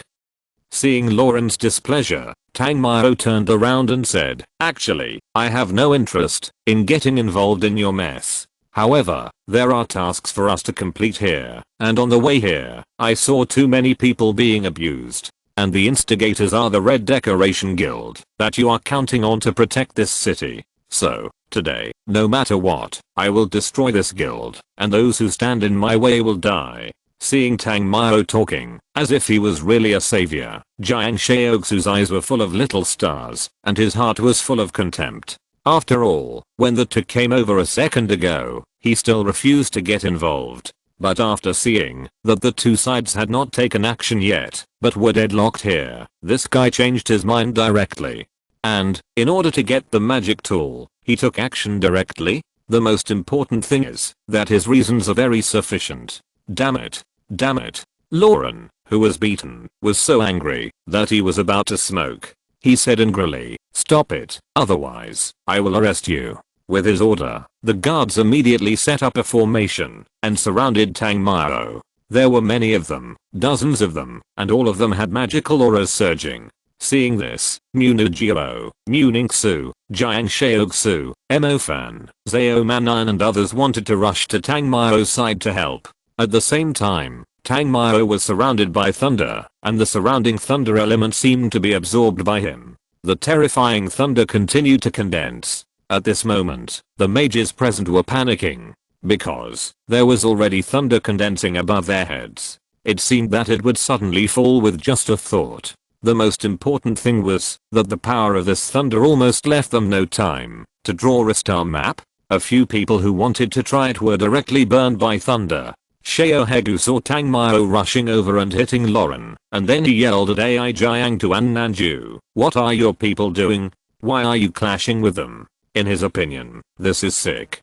Provoking trouble in other people's territory like this, don't you know that you will be punished by the world? Of course, he doesn't care about Tang Mao and Huaxia.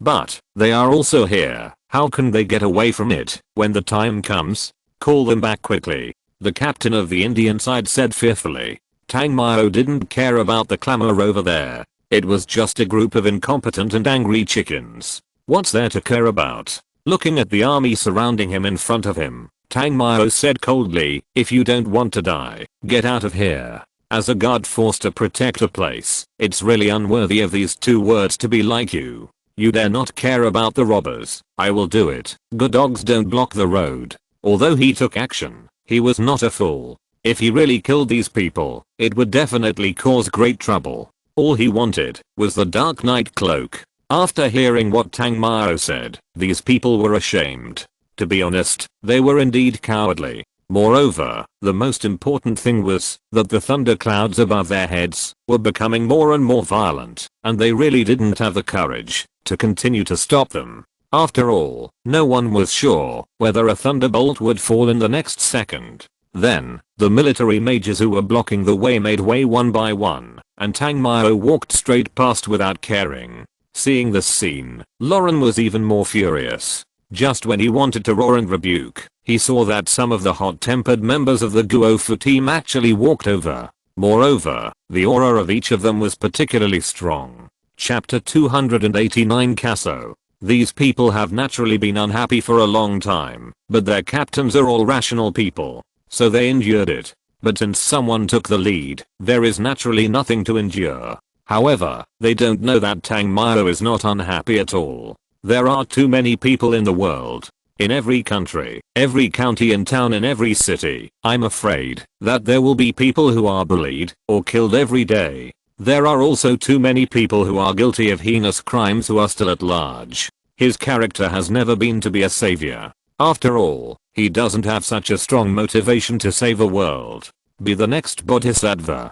He is a person who will not get up early without profit, and this time he took action, just because of that magic tool. Although it seems to be for the purpose of eliminating violence and protecting the good, it is actually just some polite words. After letting Tang Mao go, the military and political soldiers saw the rest of the national government team members coming over. Subconsciously, they were ready to make way, but Mayor Lauren said, "How dare they? How dare they? It's totally unreasonable. Stop them." Hearing this, the soldiers had to block their way again. Mu Nijio looked at Ai Jiangtu with some concern and said, "What should we do? Tang Mao will be in danger if he rushes over alone." Although she was a little angry about Tang Mao and Jiang Shaoxu, under this circumstance, her temper had long since disappeared. Ai Jiangtu and Nanju looked at each other, and then Nanju passed on the message, "We will rush over too. Everyone, be careful and don't kill anyone." The next moment, the students of the three national governments started fighting with the group of soldiers. On the deck of the barship, the big leather-coated man Ksuo stood at the railing, watching the government army and the encirclers fighting in the square, and his face was immediately filled with an indulgent smile. "Ha ha ha, look at them, they started fighting first, ha ha ha." Ksuo laughed arrogantly, and without limit, while sipping fine wine. The other members of the Red Ornament Guild were also laughing there. About 5 years ago, they were still a group of rats crossing the street. No matter where they ran, they had to hide and be driven away by the government army, hunters, and the temple. Now they can sit on the deck of this ship, drink dark beer, and watch the government army like a group of monkeys. Boss, the disaster of the sea monster in Beitao City is quite serious. Do we really have to fight against the sea monster when the time comes? One of Casso's subordinates, a fat brother with a huge belly, said with some doubt. Hearing this, Casso laughed and then said disdainfully, "Fight against the sea monster? How is it possible? We have collected enough money here and just left. Does that idiot Lauren really think that I would be interested in the position of military leader of Beitao City? With money, we can go to a better place and build a city and a kingdom by ourselves, so that the bastards like the temple will not dare to attack easily. Boss is still wise. Boss is wise." Hearing this, a group of horse pants in the Red Ornament Guild slapped their horse pants one by one.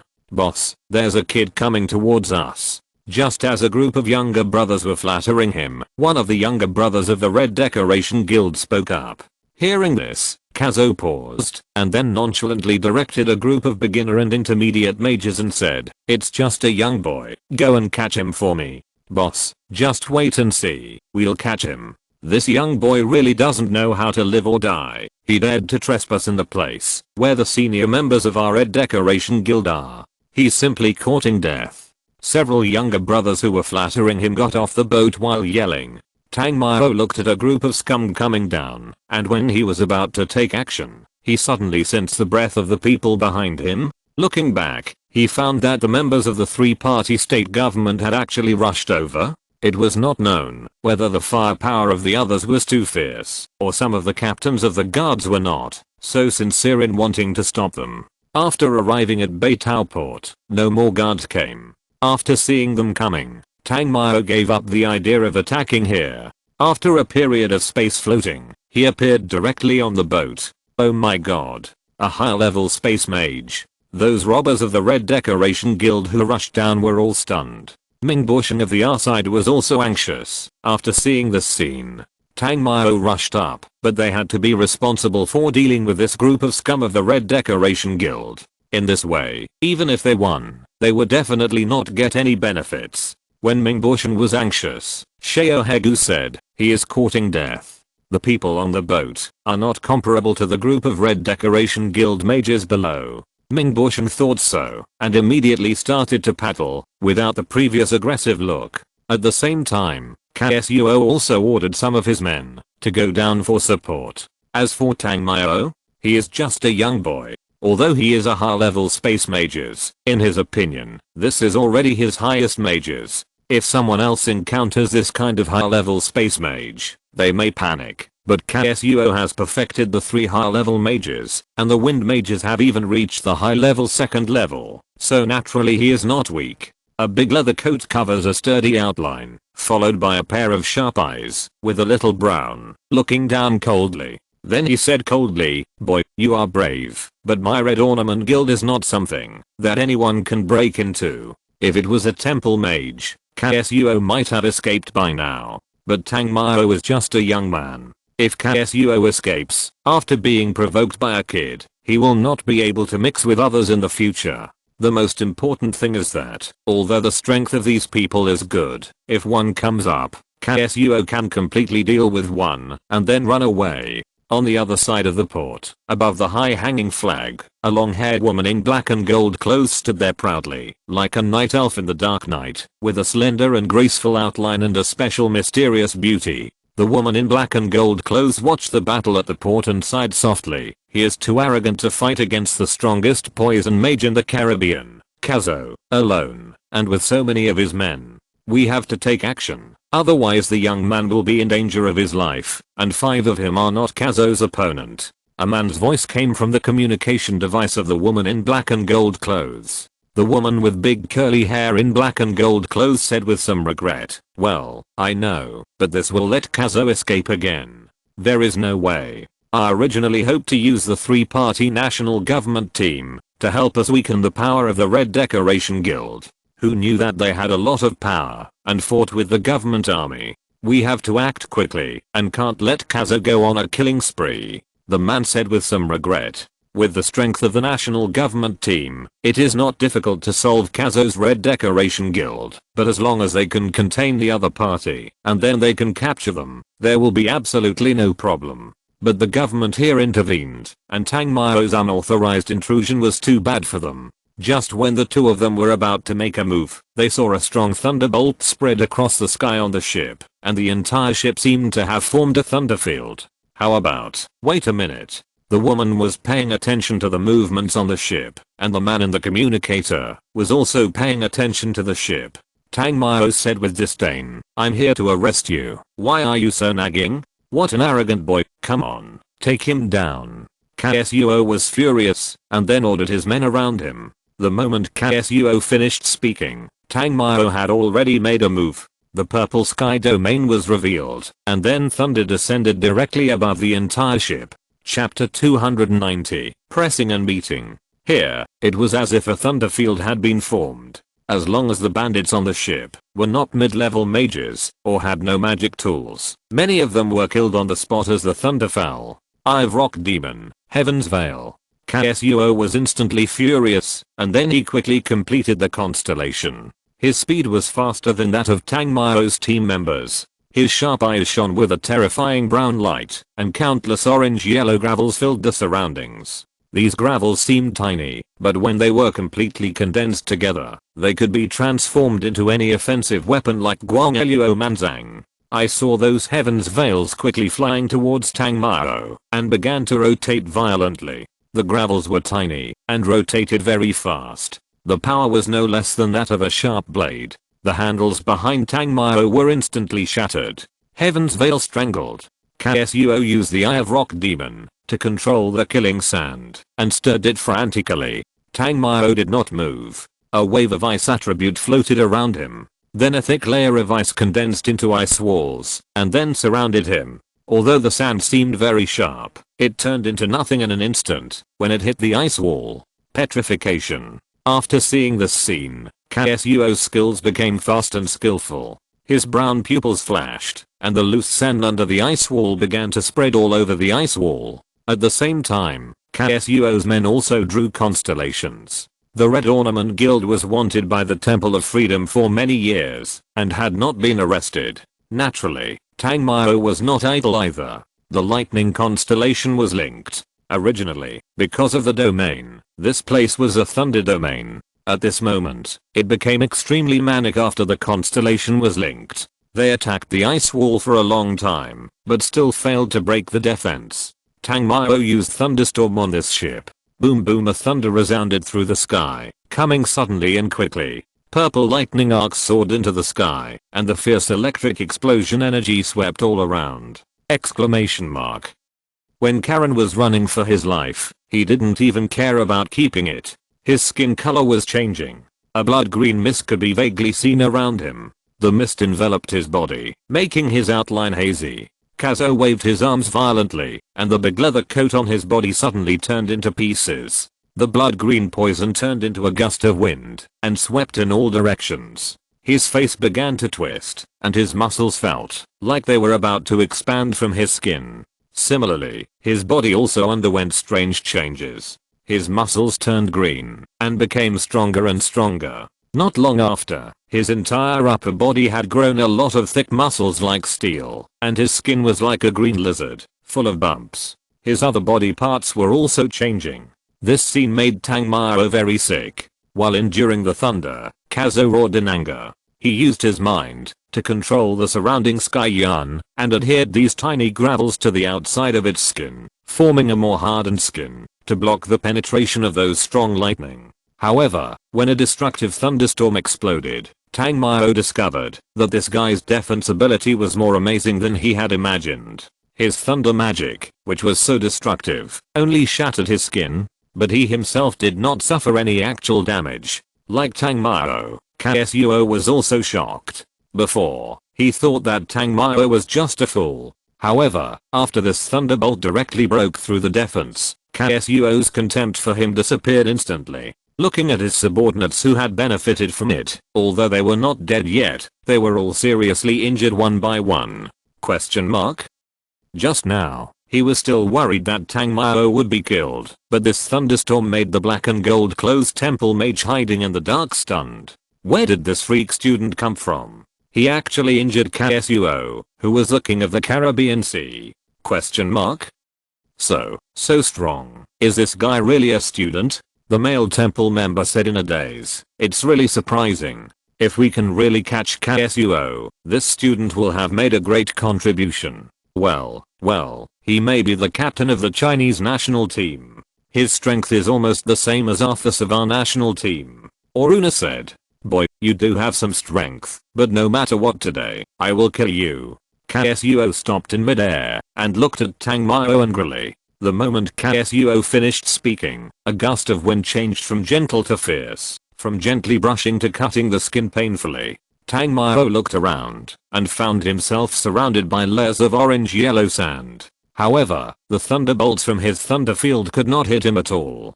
Tang Mao collected the thunder field, looked at Ksuo in the air, and sneered. You have the strength. Why do you still need to hide in the sky? You are barely worthy of being my opponent, but that's it. I've had enough fun today. Ksuo didn't care much about Tang Mao's ridicule, and his stiff facial muscles slowly revealed a sly smile. Swoosh. The next moment, Ksuo completely disappeared from the spot. Bang. But at the moment, when Ksuo rushed towards Tang Mao and wanted to catch him in his hand, he was suddenly blocked by an ice wall that appeared. Ksuo didn't understand how Tang Mao did it. His speed had obviously reached a limit. How could he still be detected? Tang Mao was actually quite surprised. He didn't expect that this dog's speed was so fast. Exclamation mark. However, at the moment, when he was blocked by his automatic defense, Tang Mao punched him with a fierce punch. 9 dragons. It hit him directly in the face. How could KSUO, who was so dazed by the collision, dodge at all? He was blasted into the air by Tangmyo with one punch, and at the same time, Tangmyo immediately drew a silver-white star map. Space rhythm. Compression. As Tangmyo released a silver luster, a large space grid in the shape of a vertical diamond showed obvious fluctuations. Fluctuation is a powerful compression force. Objects in this space will suddenly bear several times, dozens of times, or even hundreds of times the original space pressure. And this compression naturally stayed on KSUO's body. Ah. Damn it, Kit, I'm going to kill you. KSUO had just been hit by a fierce punch, and then his movements were suddenly restricted. There was no chance to show the trump card of wind system. It seemed that he had been suppressed from the beginning. At this moment, he was so angry that he could not speak. And the men below were also killed and injured countless times at this time. Even many robbers had already started to run away when they heard KSUO shouting. Chapter 291 Bounty and Magical Tools. Tangmyo simply ignored KSUO's impotent rage. After all, he could only yell now. Wind Disk. Tornado. Just when Tangmyo was thinking this, the yelling KSUO suddenly attacked. After all, the wind system is his strongest system. Even if it is suppressed by the gravity of space, he is not really without the ability to resist. Of course, the main reason is that Tangmyo was careless. Space rhythm. Crack. Just when KSUO was excited to attack, Tangmyo was full of disdain. Another silver star map was drawn. Tangmyo tore open a narrow space crack, and the area where the whirlwind passed through the space crack returned to the dimension. Dissipated instantly. Skyflame funeral. Tangmyo's mental power was so strong that he was ready to resist when KSUO was secretly drawing the star map. What a joke. He has participated in many battles, big and small, and he is so cunning. How could he let him attack by himself? After the blue phoenix fire fell one after another, all bombarded on KSUO's body.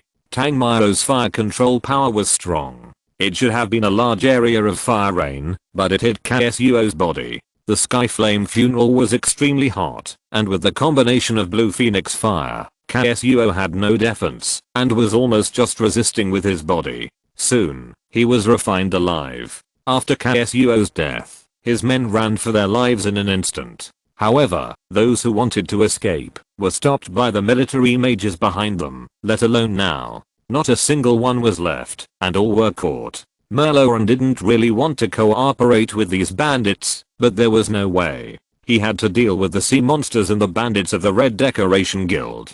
He really had more than enough. In his opinion, these students of the national government team rushed to the ship to die. The Red Decoration Guild was a group of cruel mages. They had so many high-level mages that they could easily destroy them. However, when he saw Tangmyo killing KSUO, his face was full of shock. This is why the military mages suddenly arrested the bandits of the Red Ornament Guild. At this time, 2 temple mages also appeared at the Whitehead port. Seeing that KSUO was solved, the 2 temple mages were ecstatic.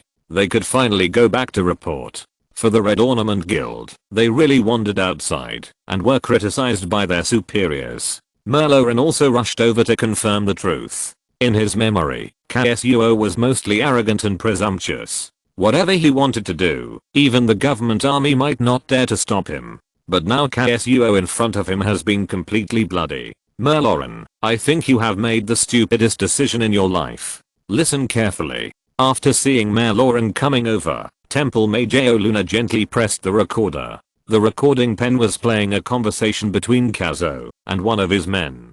Kazo made no secret of his words, that he had no intention of dealing with the sirens. He would just turn around and leave after making the money. Merloran had a blank look on his face. In fact, he had guessed this possibility, but he really didn't know how to deal with the upcoming sirens flooding season. If you join forces with them, it will only make things worse. The losses will be even more difficult to estimate. Merloran, I hope you can reflect on this matter. Although the sirens are terrible, I think as long as the whole city is united, it can still be repelled at some cost.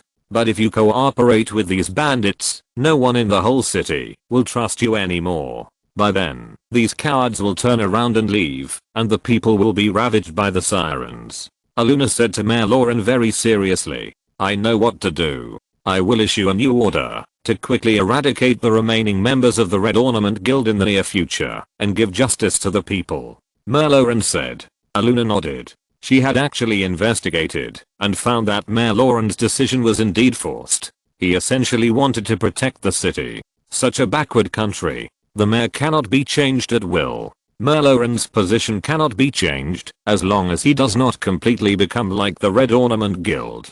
Tangmao looked at Aluna and said in Interlinga, hey, beautiful lady, don't yell here. I helped you solve the most troublesome guy. When will I give you the bounty? Aluna and another male mage from the Temple of Freedom were both stunned when they heard this. Shouldn't this be to eliminate harm for the sake of fame? Why is there a bounty? Seeing her staring at him blankly, Tangmao said, I said, you won't tell me that this Kazo and his men who have committed so many evil things here are worthless? Then why are you people from the Temple of Freedom here? Aluna was speechless and had to say, don't worry, I will help you apply for the bounty. In addition, because you have helped a lot this time, I will help you send a letter to the International Government Conference and tell them the truth about what happened here.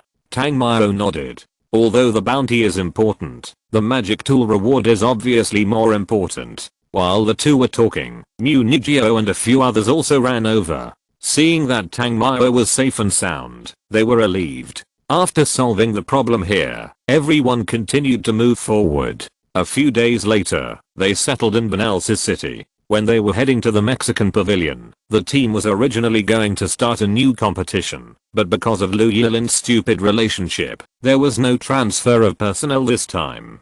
After all, the people in the team are still very strong. Tangmao is undoubtedly the strongest, and Ai Jiangtu is clearly ranked second. As for the third, everyone thinks it is Muningsu, but Tangmao thinks it should be Emofan. This kid is now both high level in the fire and thunder systems. Moreover, Gaojia is lucky. After receiving compensation from the Lu family, he also got the soul fire. Although the power is not as strong as Tangmao's Kingluan fire, it is also the best among the soul species. With 2 high level systems, even Muningsu's strength may not be able to beat him. Of course, if he doesn't shoot. The remaining Nanju, Jiang Sheogsu, Zaoman Iron, Munigio, Jiang Yu, Guan Yu, Nanrongni, Mutingying, and Zhu Jiaming are all proficient in high-level magic, so there is no reason to eliminate them. Moreover, because everyone's strength has been truly enhanced, and they have successfully become official team members, the word substitute no longer exists.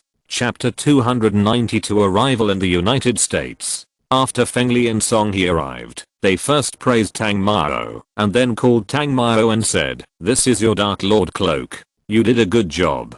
Just don't be so impulsive next time, and don't touch government officials, understand? Fengli was also very puzzled after learning that Tangmao had beaten up the mayor. Hearing this, Tangmao put away his cloak, shrugged, and said, the mayor has been fooled. Since I met him, I will naturally wake him up. There are not many people who uphold justice like me. Okay, stop talking nonsense. Fengli heard this and said with disgust. Fengli had only had a few brief contacts with Tangmao, and Tangmao had seen through it. This kid is a typical person who will not get up early without profit. And he is still upholding justice? After Fengli sent Tangmao away, he kept nagging here for a while and then left. Tangmao and his team arrived at the Mexican pavilion. In fact, each country can reflect the approximate strength of the players in the national pavilion. Mexico is quite strong, but it is only quite strong compared to other countries. However, it is just a weakling against the Chinese national pavilion, and it easily got the national medal. So far, they are one step closer to entering Venice. After Mexico, it is the United States. The United States is a superpower. Whether the National Pavilion medal can be obtained this time is the biggest test for this team. In fact, for the National Pavilion players, this is not a difficult thing. After all, Tangmao's strength is really explosive.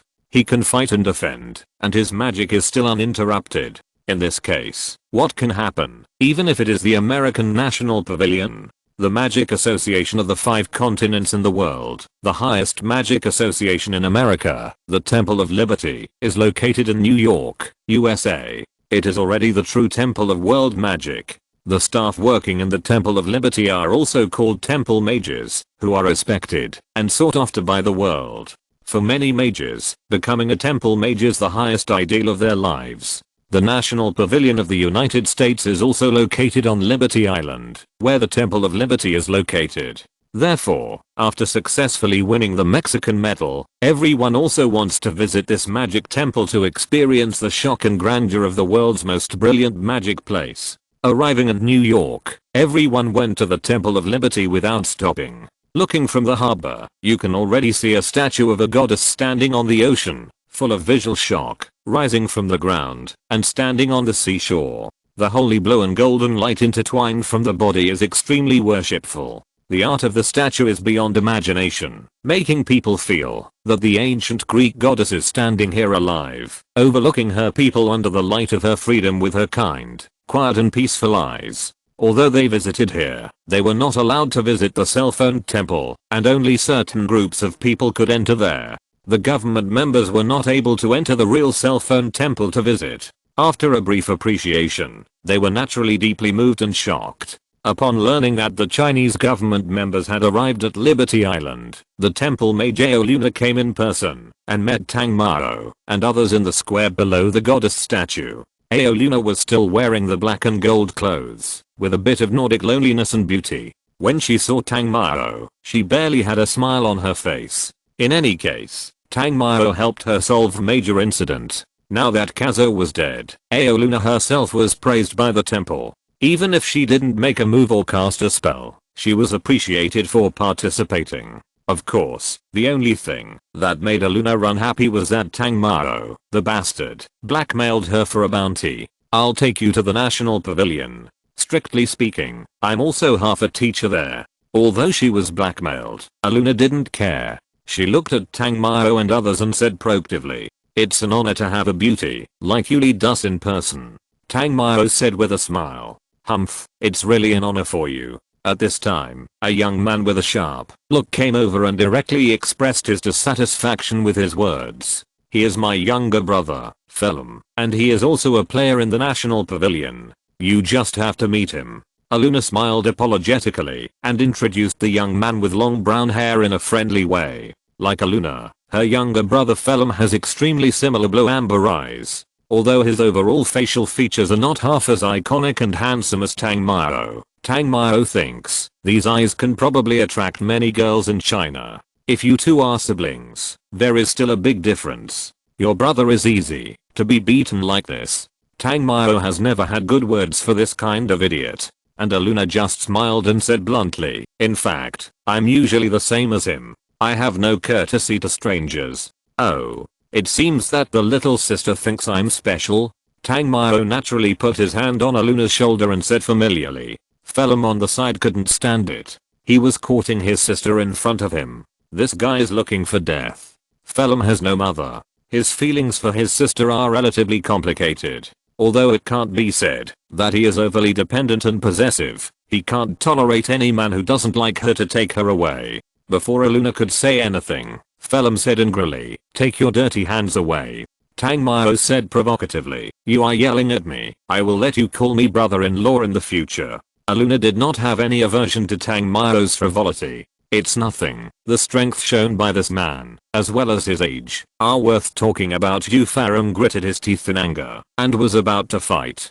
Tang Mao ignored him directly, and Luna responded, "Don't mind, he probably hopes that I will be single for the rest of my life, so that I can take care of him all the time. Then I'm more interested in you. How about having a cup of coffee together when you have time?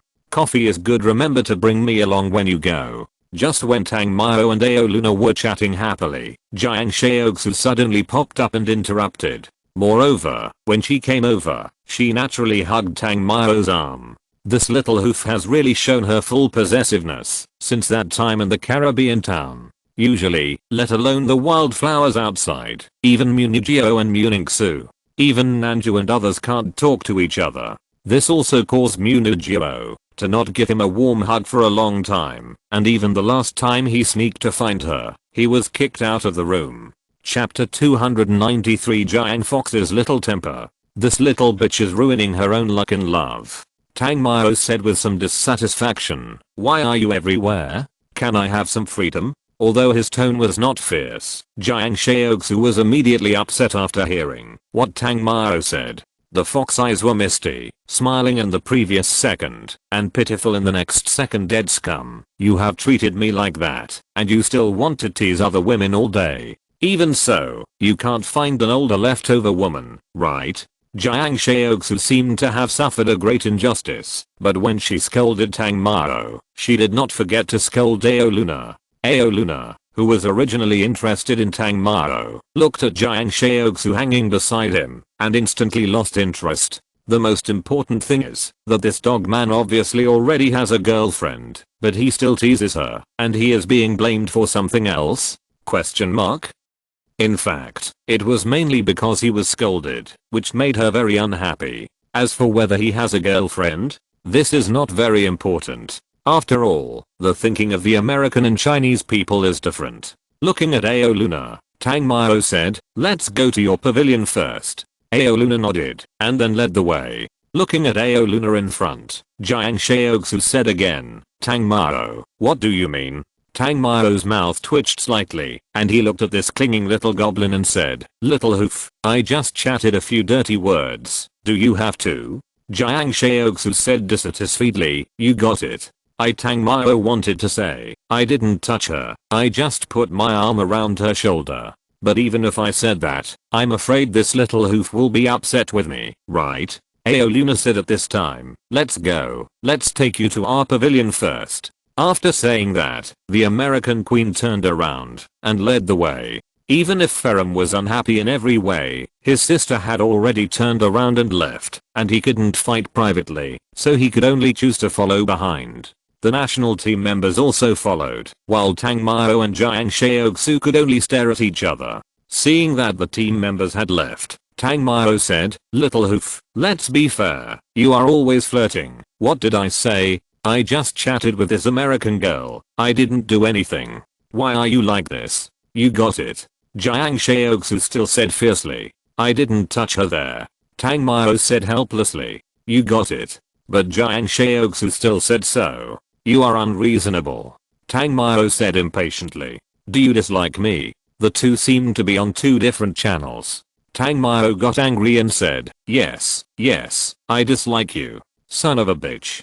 Jiang Shaoxu didn't respond in a low voice as before. Instead, he cursed angrily, then grabbed Tang Mao's arm and bit it. Ah. Tang Mao took a breath. Looking at this little bitch, Tang Mao gritted her teeth and said, are you sick? Although she was very angry, Tang Mao did not push her away. There was no way. She bit him so hard, if he pushed her away, she might get hurt. Jiang Shaoxu gritted his teeth, and he didn't know what he was saying. Even if he had the devil system, Tang Mao still felt so painful that he was about to cry. He had to look at Jiang Shaoxu and said angrily, if you don't let go, I'm angry. Jiang Shaoxu seemed to be fearless, still biting Tang Mao's arm. A trace of blood flowed down his arm. Damn it. Hiss. After Tang Mao just said a civilized word, he felt his arm hurt more. I was wrong. Aunt. If you keep biting, you won't be able to lift it tomorrow. Seeing the team members walking further and further away, Tang Mao had no bottom line to speak of, and instantly said cowardly. Hearing Tang Mao admit his cowardice, Jiang Shaoxu let go. Just now, she was also very angry. When she was relieved and saw Tang Mao's arm bleeding, she asked with some heartache, does it hurt? Tang Mao was very upset. For such an idiotic question, he really wanted to slap her. It's been bitten and bleeding, how can it not hurt? Moreover, what's the matter with this distressed look? Wasn't it bitten by her? Although she was full of complaints in her heart, Tang Mao still shook her head and said, it doesn't hurt. Sometimes, warm men need to be more considerate. Okay, let's catch up with the team. Tang Mao continued.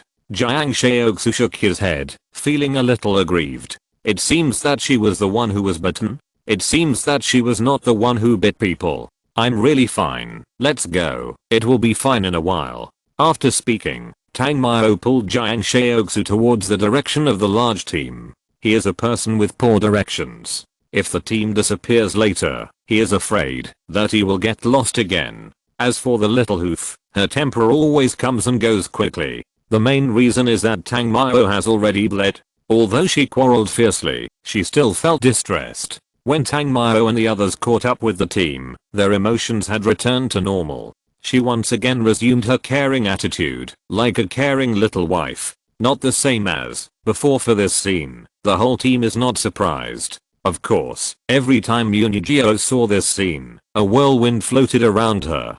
But it seemed that she was holding it back, and she didn't mean to get angry. As for Muningsu, although there was some displeasure in her eyes, she didn't show any expression, and it was only a moment. Of course, every time at this time, Guanyu, the little 13-year-old, would immediately approach and ask about her well-being. And Mo-fan, who originally thought that he had no chance, also started to lick her. Why give up if there is hope? He has liked Muningsu for a long time. It's just that Tang Mao was too outstanding before, so he didn't have any chance at all. However, Muningsu was still indifferent, no matter to him or Guanyu.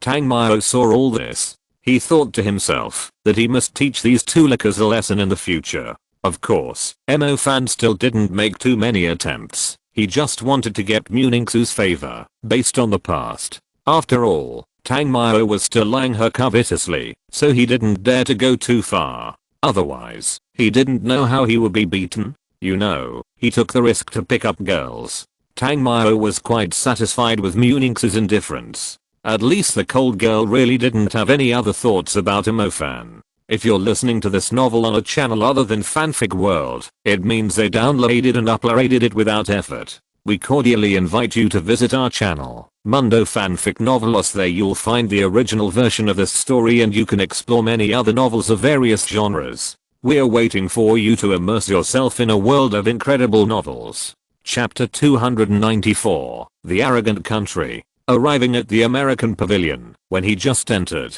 Jiang Shaoxu, who had already returned to his original state, carefully discovered that there was a large page hanging there with the flags of many countries painted on it. The time was written next to the flag, and there was a big cross at the end. What is this?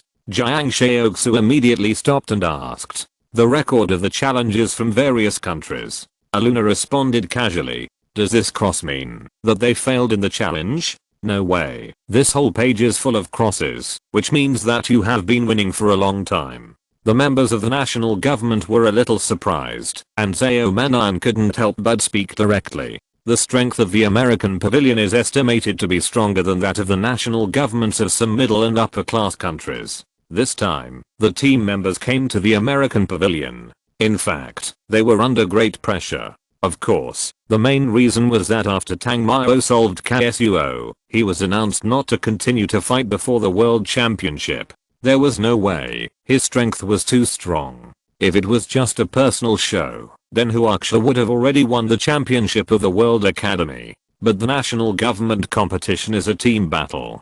After all, it is not a one-man show. If Tang Mao helps everyone to crush all the way, then Tang Mao will be easily targeted. Although the whole world will choose to protect the members of the national government, and if something happens in that country, it will be investigated thoroughly, but nothing is absolute. This is why Feng Li banned Tang Mao from challenging the national pavilion before taking action. In fact, Tang Mao had just received the order, but he didn't care much about it. After all, even if he was not there, with the strength of Ai Jiangtu and others, it would not be a problem to just challenge the guards of the national pavilion. It's just that it's still not as reliable as Tang Mao's appearance. Turn up again. Turn to the top page, and it's all crosses. Ferrum on the side finally found an opportunity to show off, and immediately said with a bit of pride. When everyone heard this, their eyes almost popped out. Zhao Manan still didn't believe it, and really started to flip it. He flipped the big page hanging on the wall. As a result, so many countries came to challenge, but not a single one had a green success sign. For such a long time, no country has succeeded in the challenge. This is too exaggerated. Jiang Yu couldn't help but shout. You know, they are just a group of guards. The guards are just the second team. But it is this second team? They actually defeated the training teams of various countries? It's a bit arrogant. Of course, it may also be that the other party did not give their best. After all, this is just a national medal. It's not a real world competition. This is one of the reasons why no country has won so far. Speaking of which, these countries have crossed out. I can understand that none of them succeeded, but at the bottom, it says that the time is today. Why is there also a cross behind the national flag of our Huaksha country? Jiang Xiaoxu said with some dissatisfaction.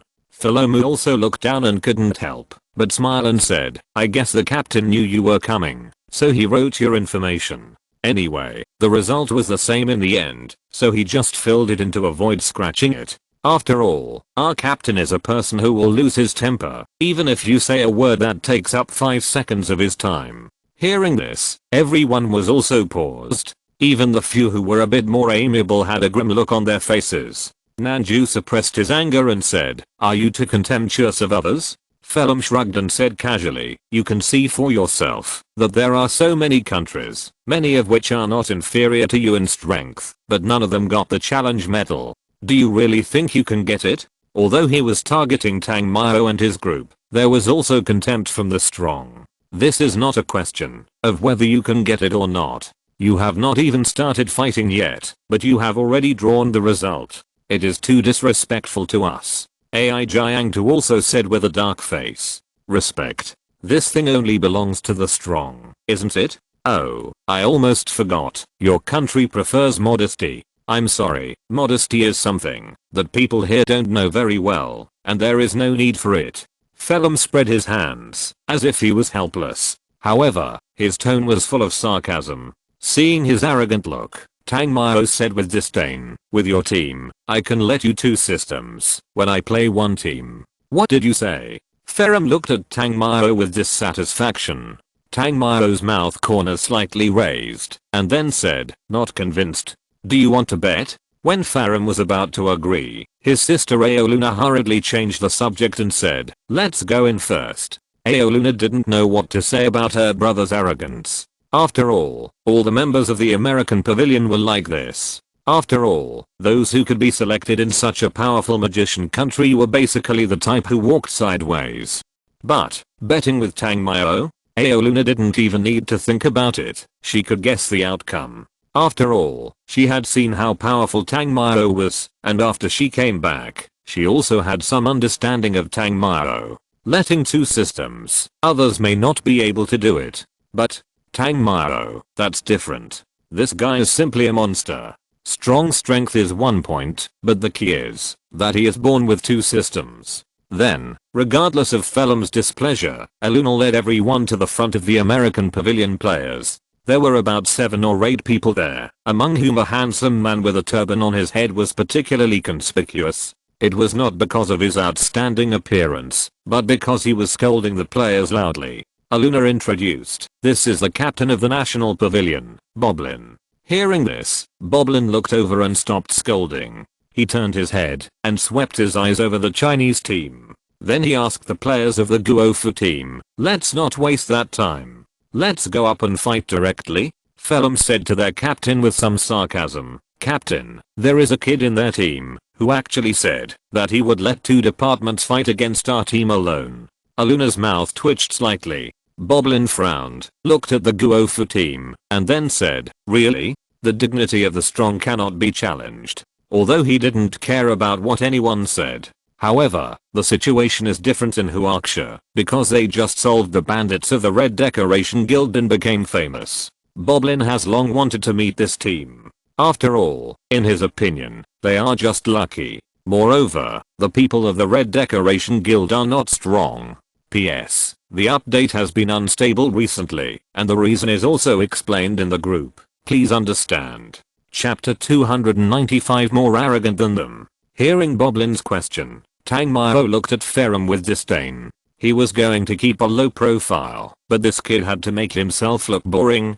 Aluna also looked at her silly brother with a headache. She had diverted his attention like this. Why did this silly kid have to be beaten right in the face? In the Red Decoration Guild, there were old bandits who had experienced dozens or even hundreds of battles. With so many high-level mages, didn't they bombard Tang Mao with a high-level thunder magic? Under that thunderstorm, only the thick-skinned Kazo could withstand it. The rest, even some high-level mages of the Red Decoration Guild, were half dead and half disabled. Her silly brother was thin-skinned. Although he had some defensive magic tools in his hands, in Tang Mao's field, his magic tools might not be very useful. The most important thing was not Tang Mao's destructive attack power, but his defense was also indestructible. I wanted to keep a low profile. Why do you have to look for excitement? Tang Mao moved his shins, walked out, looked at Boblin arrogantly and said, I will beat your team alone. When you go out, there is a layer of protection. Not being high profile is what young people do. As for Feng Li's reminder and suspension, at this time, why bother so much? It doesn't matter whether it is targeted or not. With his current strength, as long as he is not a high level perfect mage, he has nothing to fear. Even if it is a high level perfect, if the eldest and second daughters wake up, it is still possible to beat the shit out of each other. Boblin's face turned cold. He has never seen such an arrogant challenger. Ferrum also gritted his teeth and said that he would go out and give Tang Mao a social beating. Don't think that you can run wild on our territory just because you dealt with a few low-level bandits. It's not too late to regret now, otherwise. Although Boblin was very angry, he still suppressed his temper and reminded him with gritted teeth. However, his tone was very disdainful and there was a hint of anger at the end. Tang Mao ignored him and laughed with Aoluna again. Aoluna is also a coach here. If it were anyone else, she would definitely share the same hatred with the guards. But this little man who kept teasing her with words, his strength was there. So, he was proud and arrogant, which was in line with the high profile of their country. To be honest, Aoluna was a little fascinated by this arrogant character.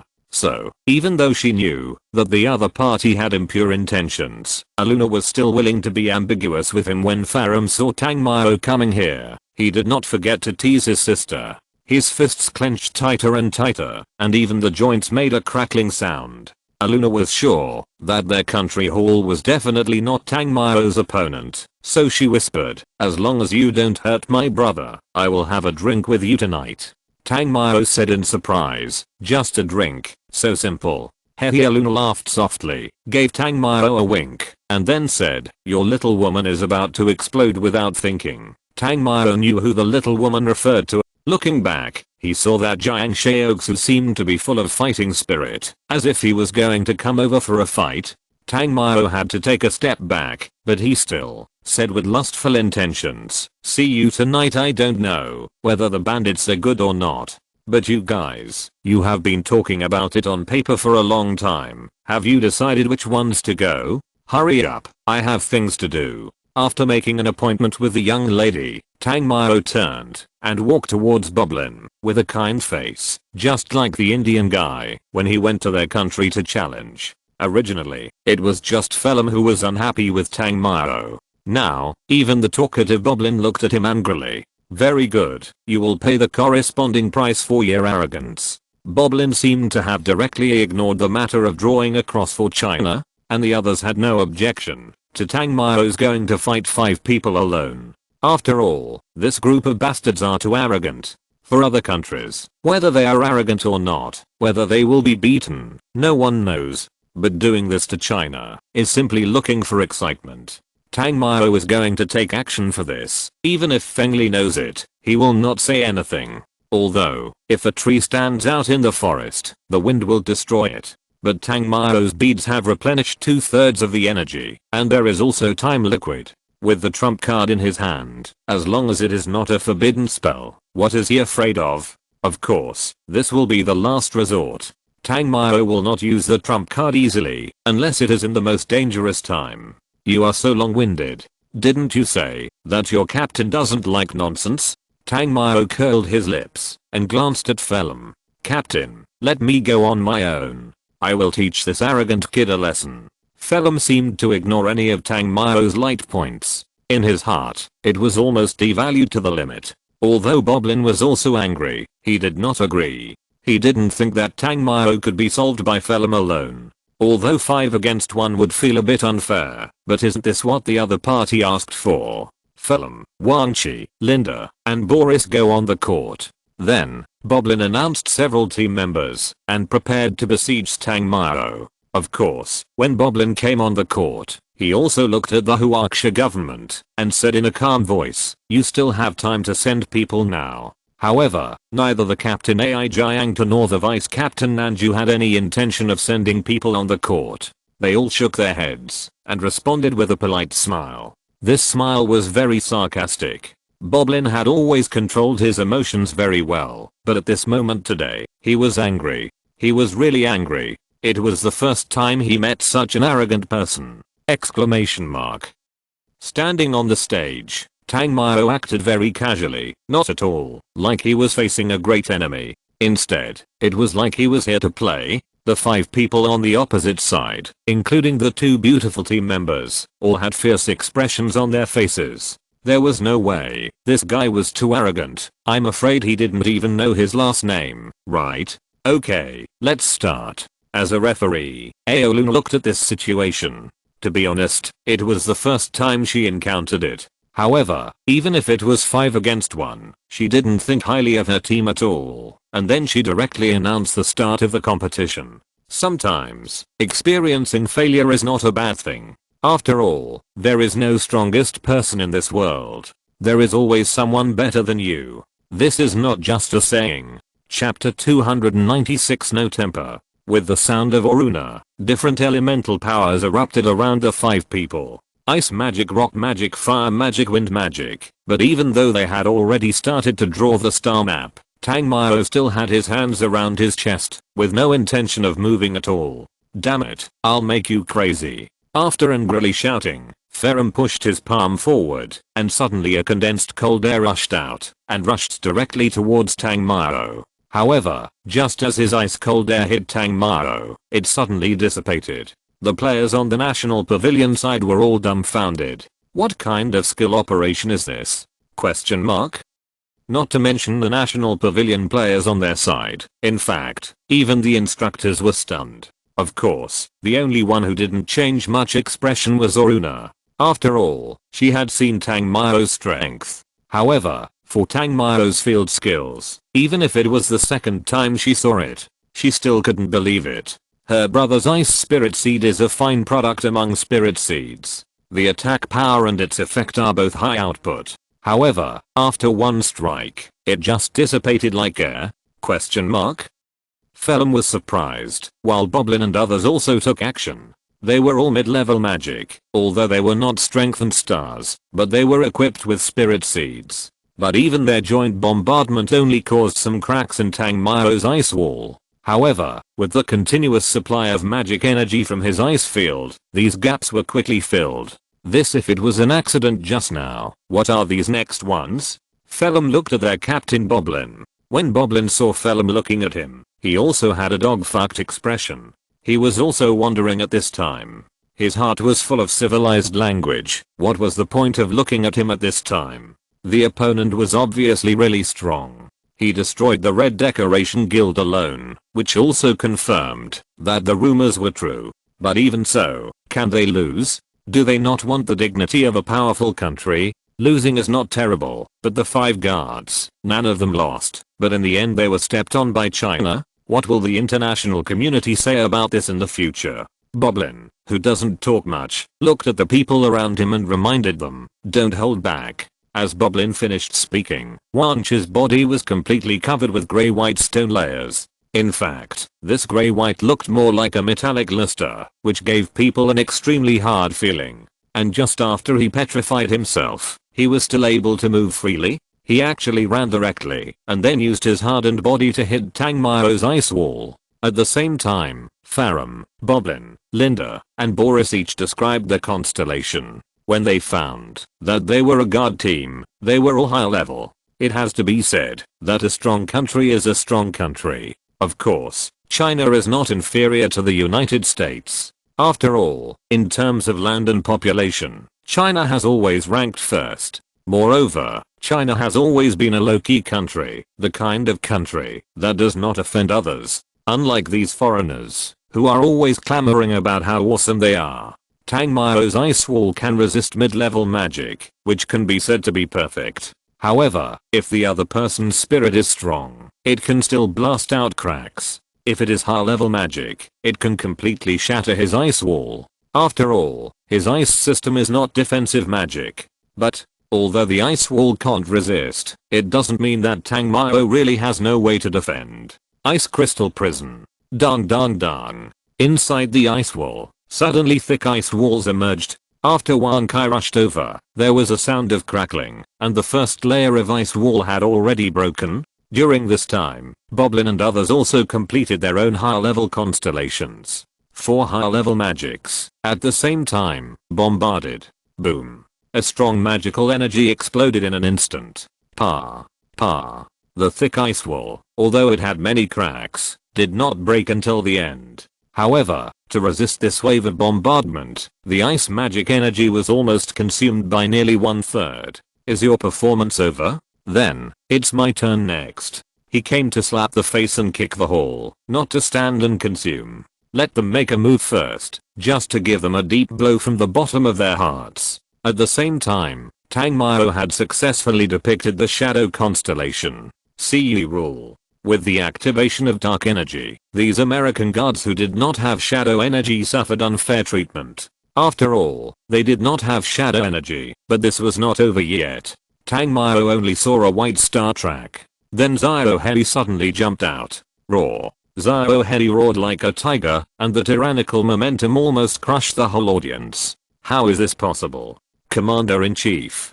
Captain, this summoned beast seems to be a demon of the shadow system. Under this shadow system barrier, its power seems to be even stronger. The 2 girls were already trembling with fear. Especially the girl who majored in light system. Even if she was a high-level light system mage, she was completely suppressed. Boblin was a little overwhelmed. It can be said that after the previous wave of bombing was blocked, he was already a little disappointed. They used high-level magic bombing together, but the other party didn't move at all.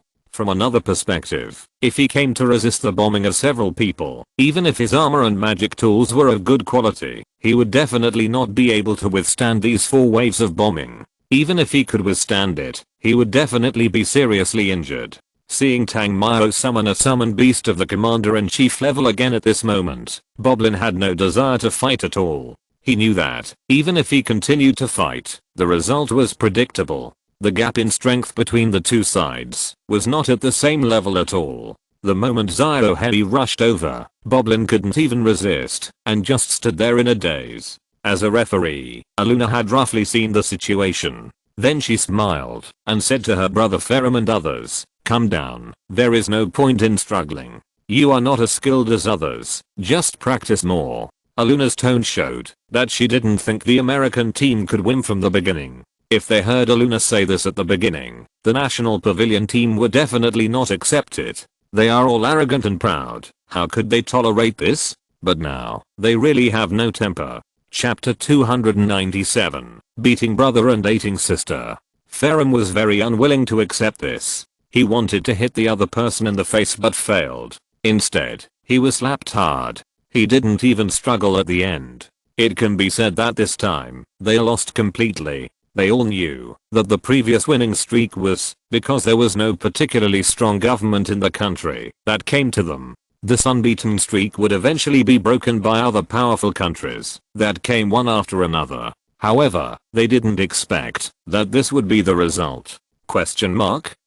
As the captain, Boblin was also unwilling to accept this. They had maintained their unbeaten streak for such a long time, but it was broken so easily today. Moreover, the opponent was only one person. In fact, the other party might not have taken it seriously. He once thought that they were already the best among the young generation in the world. But now it seems that this may not be the case. We lost. We will change the wall back. We apologize for our previous arrogance. You are much stronger than we thought. I now believe that the Red Ornament Guild is not just a name, but your strength is beyond my imagination. Although he was stepped on hard, Boblin still admitted it generously. And the arrogance before no longer exist. The people in their country are not as unacceptable and unreasonable as imagined, and they are even abused by Tang Mao. They are simply a group of good babies. Even the teachers here, except for Ao Luna, are full of shock. Although this world competition has not started yet, everyone thinks that the quota has been limited, right?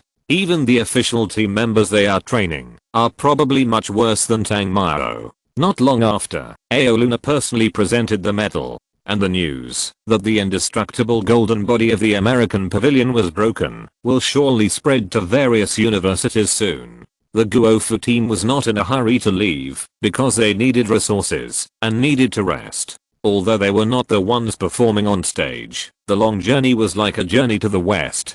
Along the way, they walked on the streets and walked on the streets. Moreover, since they were here, how could they not have fun? Especially Jiang Shaoxu, who directly dragged the girls to play. She wanted to drag Tang Mao to have fun, but Tang Mao didn't give her the opportunity at all. She said that she had fought a big battle and was very tired and waved goodbye to Jiang Shaoxu. After they left, Tang Mao left with Aoluna. Seeing that Tang Mao came back and took his sister Aoluna away, Farum gritted his teeth in anger. After all, Tang Mao, this thief, said that he would be his brother-in-law. When he thought that such a nasty scumbag suddenly became his brother-in-law, he wanted to stop it, but until Tang Mao and Aoluna left, he found that his feet were actually frozen? At night, walking on the bustling streets of New York, there were bright lights and nightlife everywhere. As a local, Aoluna naturally took Tang Mao around. However, her original intention was just to show her hospitality and thank Tang Mao for helping her solve the Red Ornament Guild robbers that had been bothering her for a long time. But this thief didn't see it at all. Or, he did it on purpose. He even touched her from time to time. Outside a beer house, Aoluna stopped and turned to look at Tang Mao's claws that were withdrawn from behind her, and said shyly, "If you keep doing this, sister will be angry. You are so beautiful, I'm so outstanding, what a perfect match. Are you really going to be single for the rest of your life?" Tang Mao asked, holding Aoluna's arm. Being stared at like this, and saying such straightforward words. If it were a Chinese, even Jiang Shaoxu, a little hoof, would probably shyly lie in Tang Mao's arms. But in this country, shyness is not an attribute possessed by a cold and noble sister like her. Looking at Tang Mao openly, he chuckled and said, "You are indeed very good, but at the same time, you are also a scumbag." Hearing this, his mouth twitched. This American girl really says whatever she wants. Speaking of which, the Japanese girl is still well behaved. After being beaten, she really squatted and knelt when she was told to. She was so well behaved and cute. "Can we still chat? Are you going to block people?" Tang Mao said, as if he was wronged. "Oh. Then the little girl today was so hostile to me. Isn't it because of your relationship?" Aoluna said with a smile. Looking at her, she seemed to not care at all. But she just kept holding on to this matter. This is very puzzling. It has something to do with me, but she is not from the United States. Here, I'm dedicated to you hearing this. Aoluna didn't know what to say for a while. This is simply too shameless, right? Just when the two were speechless, snowflakes suddenly fell from the sky. At the same time, Tang Mao felt that the ice element nearby seemed to be being mobilized. He looked up at the sky and saw hailstones twice as big as the size of a fist falling from the sky. When Tang Mao suddenly looked up, Aoluna also looked up at the sky. When she looked up, she was also stunned. She saw large pieces of fist-sized hailstones falling to the ground. On the street, the cars were smashed into grooves one after another, and suddenly a loud alarm sounded. Ice fragments were everywhere, and the branches and leaves of the plants planted around were all knocked to the ground by the frost, making a mess. Just when the hailstones were about to hit the two of them, Tang Mao pulled her to his side, and a layer of ice appeared above her head. Pa. Pa. Pa. Although Tang Mao's ice layer had good defense, it still began to break under the continuous bombardment. Moreover, because the ice element nearby was occupied, he could not use the power of the domain to suppress the opponent. It's not that his domain power is inferior to the other party, but the other party has seized the initiative, and even if he wants to take it back, it can't be done in such a moment. The hail is getting bigger and bigger, like a hail of bullets, and there are screams on the streets. People frantically hide near the surrounding buildings. In the dark night, dozens of long ice cones flew from different directions, and there was only one target at their tips, that is Tang Mao. The ice cones are incredibly powerful and so fast that you can't even see their trajectory. However, Tang Mao's reaction speed is also extremely fast. When the ice cones flew over, he drew a silver star map. With the use of space magic, the flying ice cones were dissolved. Chapter 298. Powerful Ice Mage. Not bad. You can actually block it. No wonder I have to do it. On the street next to him, in the hailstorm, a man in a hooded blue shirt laughed sarcastically. The hail was so dense and fell on the street, but the man stood in the sudden ice, as if nothing had happened. No fist-sized hailstones touched him at all. Who are you? How dare you sneak attack me? After seeing that Oruna was fine, Tang Mao looked back at her and said angrily, even a mage could not bear this kind of hailstones hitting the body, and it could directly smash a hole in the ground. The other party was obviously not kind. However, Tang Mao was really curious. What on earth was this thing? He did not think that the other party was a member of the Black Church. After all, Seren should have run away when he took action, right? But he was not a member of the Black Church, so who sent this person? Oh, you're such an arrogant kid. No wonder you dare to go against us. The man walked in the hail. His hands were abandoned, and suddenly ice spikes grew on the ground. These ice spikes seemed to emerge from everywhere. Some of them shot out directly from the ground, some penetrated from the walls of buildings, and some fell from the air. Gradually, the ice spikes stabbed wildly and immediately turned this area into a forest of ice spikes. If you don't break them, you can't move at all. However, just when the ice cones were about to hit Tang Mao, a burst of fire element around Tang Mao burst out. Boom. In the field of ice, Tang Mao was not weaker than the opponent. It was just that the ice washing field was taken by the opponent, and this person was obviously majoring in ice. In this situation, there was no way to compete with him. Moreover, his fire element was not weak at all. Even among the soul fire, it was a leader. After the blue flames were ignited, the ice cones were instantly shattered. At the same time, Aoluna beside Tang Mao could not be idle like a vase. She was drawn by a high-level constellation, and then blasted directly to where the man was. His mind moved, and his eyes showed a terrifying ice white. Suddenly, more small ice spikes grew in the crisscrossing ice thorn forest, which looked like rows of sharp fangs, stabbing into the bodies of the two of them. At the same time, Aoluna's high-level light magic directly shattered the ice cones in front of her, and rushed straight to the man. The man pushed his palm forward casually, and a thick and heavy ice wall suddenly appeared in front of him. Although the high-level magic was very fierce, after hitting the thick ice wall, the vague figure behind the ice wall suddenly flashed. Although the high-level light magic was powerful, it did not hit anyone at all. The air still echoed with the guy's ugly and sharp laughter. Tang Mao looked around and suddenly found that several ice walls appeared around him. The ice walls reflected light like a mirror, so dozens of blue-clothed people were approaching Tang Mao again and again, with a cruel and evil smile on their pointed faces. Tang Mao sneered, really thinking he was a sick cat? Although the soul fire took the lead and had a certain degree of suppression, Tang Mao was not a soft persimmon that could be manipulated at will. Boom. Suddenly, the hail that was originally all over the sky was shattered by the sudden lightning when it landed. Moreover, a thunder area was quickly formed nearby. Silent thunder.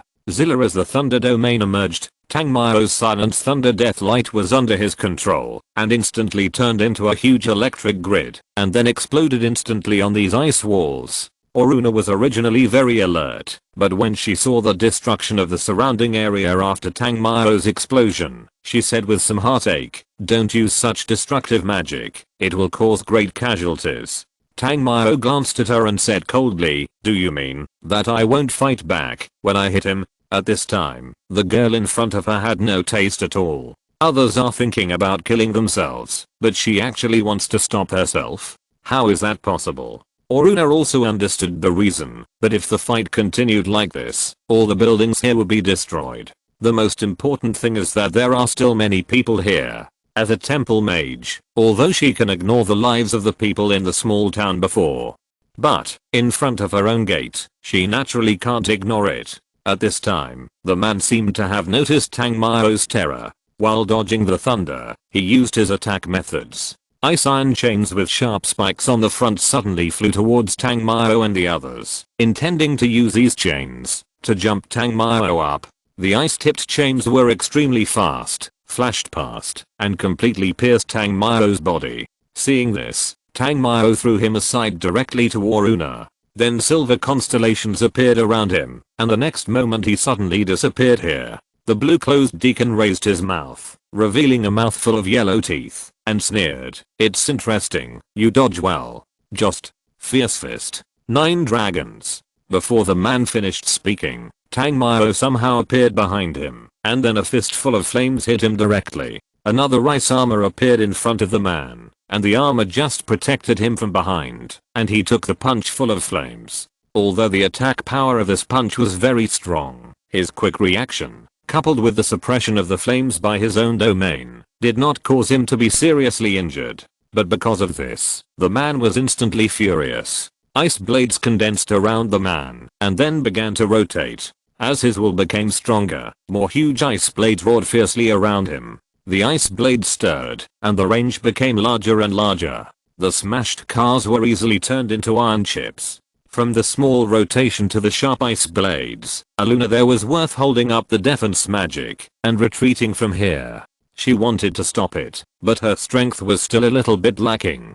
As for not letting Tang Mao take action, she naturally couldn't say it. At the critical moment of life and death, her condition was a bit too much. However, although the ice blades became more and more terrifying, Tang Mao's side, thunder also continued to condense into an electric grid. His domain power was originally better than the opponent's domain. In addition, the thunder element was the most powerful elemental power in this world. In terms of attack, no element's damage could exceed the thunder attribute. When the electric net fell all over the place, the spreading ice blade dance was still resisting. When the two collided, they turned into air. Of course, the powerful magic collision was still quite noisy. The man looked at the young man in front of him. He couldn't imagine. Is this boy really just a student? Not to mention him, even Aruna was shocked when she saw the fight between the two. You know, although this person is not a super-class magician, his strength has at least reached the level of high-level perfection.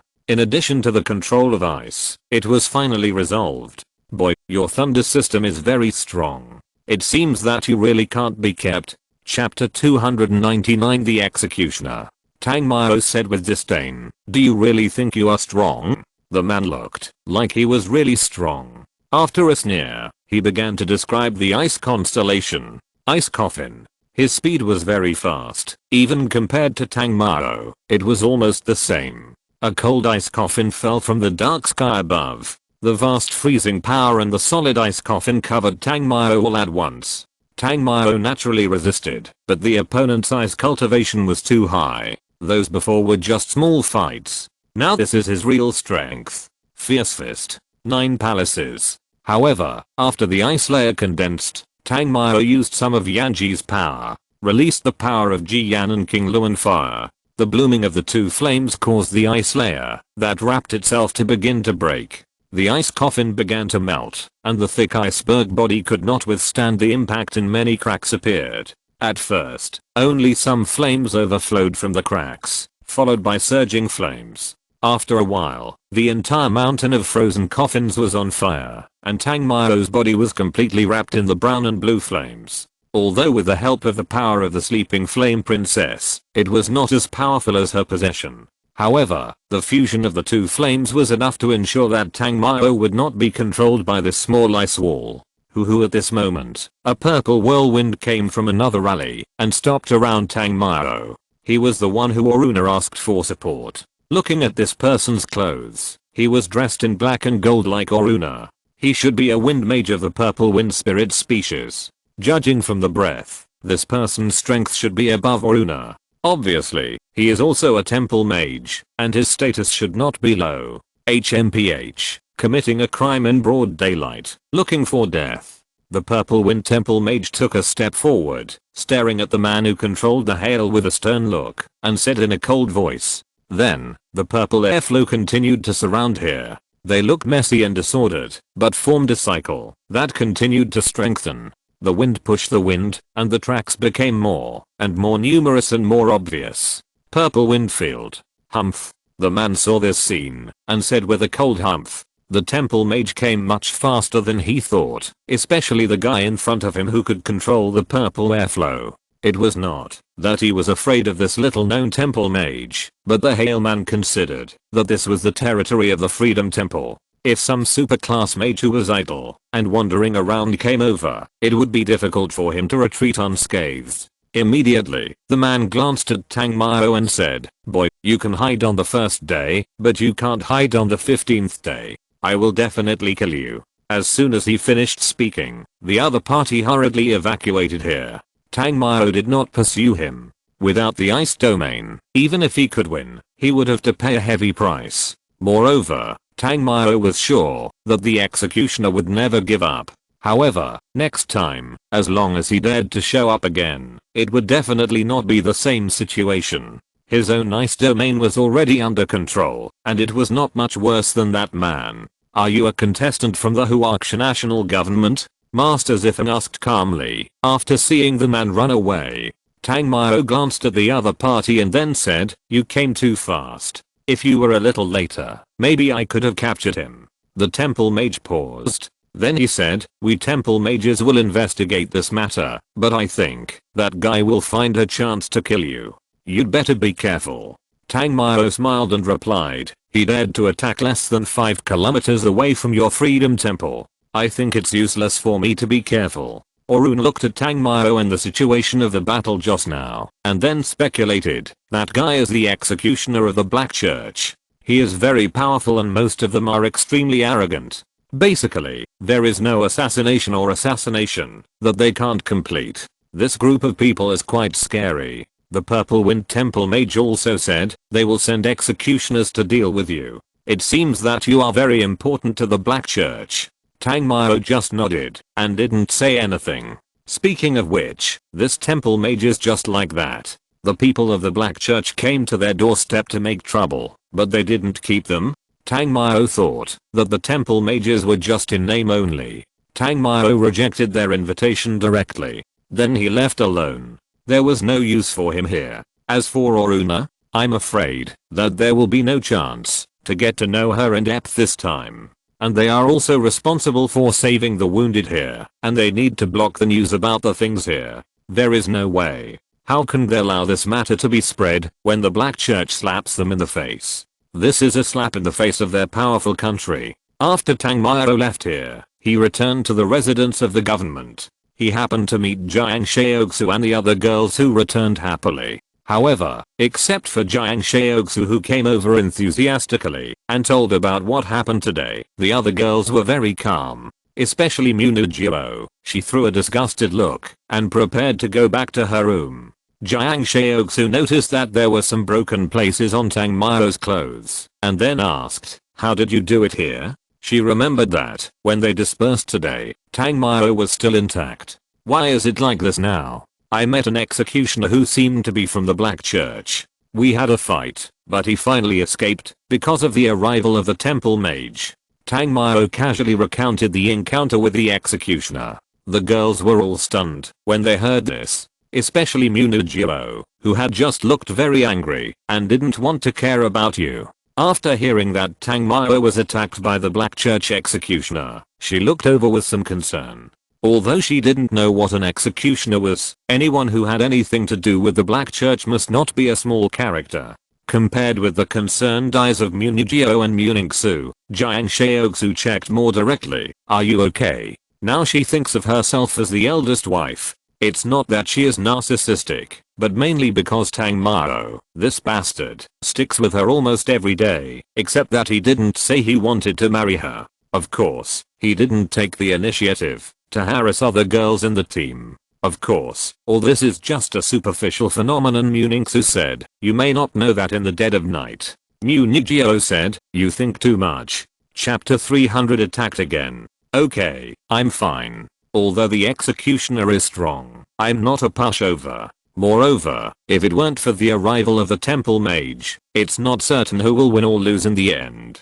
If the temple mage hadn't intervened just now, as long as he was given a few more minutes, the ice attribute energy nearby would be mobilized by him immediately. At that time, the executioner's domain would not be able to compete with him at all. In addition, with the cooperation of his own Thunder domain and various high-level magic, what about the executioner? Seeing that Tang Mao was not bragging, and that he didn't seem to have suffered any loss, plus the subsequent itinerary, even if he left here, they would still be with him, and Tang Mao said that he didn't even use the summoning system.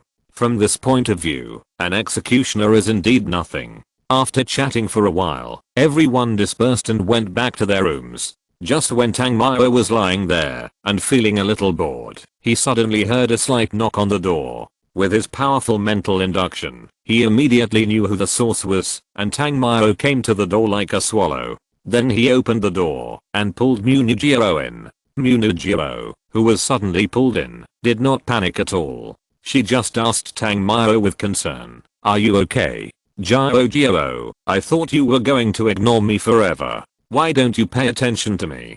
Don't you know what's going on?" Munijiro said angrily. He really knew why, but who told him to get away with it? In fact, it should still be Munijiro's indulgence. Since AI2 can accept it, then there is nothing wrong with having one more Jiang Sheogsu, right? If it was Tang Yu here, Tang Mao would not think about it. It was not Tang Yu who suffered the loss. If it was Tang Yu, he would have been able to be sisters with them now. Of course, it was not certain what would happen to Tang Yu, but Tang Mao did not want to make Tang Yu sad. Especially this kind of thing. HMPH, Tang Mao, don't think that I don't mind what happened between you and Tutu, so I can allow you to mess around. I came here just to show my concern as a friend. Don't think too much, we are over. After seeing that he was indeed fine, Munijiro looked at him with a resolute look and said. After that, she left Tang Mao's room directly. Seeing Munijiro leave like this, he felt bad all over, but he wanted to stop her, but he didn't have any reason. To be honest, Munijiro left like this, and Tang Mao still felt a little uncomfortable. However, he really had no reason to stop her. Alas. The helplessness in his heart eventually turned into a slight sigh. That night, several people were in a complicated mood. The next day, Jiang Sheogsu wanted Tang Mao to accompany her out for a walk, but was rejected by Tang Mao. The reason, of course, was because of the executioner of the Black Church. The other party is not a good person, and his mental power is very strong. Jiang Sheogsu is a spiritual type, but his cultivation is not as good as his, and his mental power may not be stronger than his. If he is with Tang Mao, wouldn't it be a burden? In the end, she had to give up following Tang Mao. After sending the little hoof away, Tang Mao asked Muningsu to go out for a walk. Along the way, his snow lover was always harassed by Seoigu and Demofan, two bastards, so he had to swear his sovereignty. "What do you want to do with me?" Muningsu asked in confusion when she saw Tang Mao coming. "I haven't accompanied you shopping for a long time. I'll take you out for a walk today." Tang Mao nodded. "It's okay in the evening. I still need to practice." Muningsu didn't believe that Tang Mao was going to take her shopping. Moreover, the last time the two of them were almost there. This time, who knows if he will lose himself in a daze? Tang Mao actually came today to take Muningsu out for a walk. As long as he was with her, her body would not have any big problems. Moreover, except at night, he hardly took Muningsu out for a walk. After seeing Muningsu's shy look, he said, "I just want to take you to relax. I don't have any other intentions. It's too boring to practice all the time. Okay, wait for me." After saying that, Muningsu turned around and went back to the house. But she didn't close the door. Obviously, she knew that, even if she closed the door, Tang Mao could still come in. Besides, Tang Mao has seen everything. Doing those unnecessary things is nothing more than a waste of time. Seeing Sister Zhu go in like this, Tang Mao was a little embarrassed. If Muningsu closed the door, he would definitely go in to take a peek, but she did so, especially after Tang Mao just said that she didn't have any other intentions. He was really embarrassed to go in. After all, he also had to save face. 3 minutes later, Muningsu, "Don't Tang Mao, just touch it, nothing else." Muningsu, "Point, is that enough? You." Originally, they just wanted to tidy themselves up, but it took an hour for them to come out. On the street, Tang Mao embraced Muningsu, and she didn't refuse too much.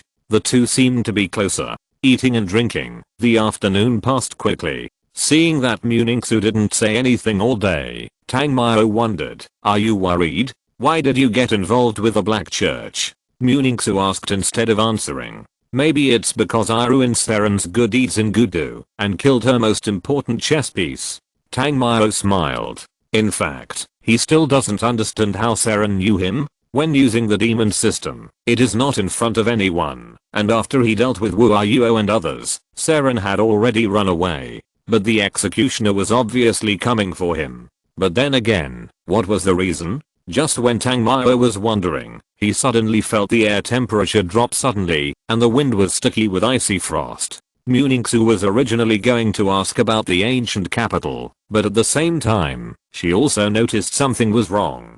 Tang Mao looked at a tall building in the distance and saw that the executioner had appeared. Moreover, he was also staring at him. Immediately, Tang Mao opened his own ice domain at the same time and used the power of the sleeping snow girl to start absorbing it. The executioner was originally absorbing the ice element, but suddenly, he found that the ice element did not only belong to him, and he could clearly feel that Tang Mao's domain power seemed to be very strong. Exclamation mark.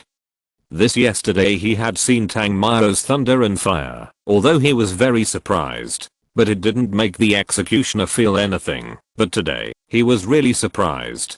Tang Mao's strength seemed to be much stronger than he imagined. It's a bit interesting. The executioner looked at Tang Mao who was staring at him and muttered. At this moment, there was a sudden shake in front of him.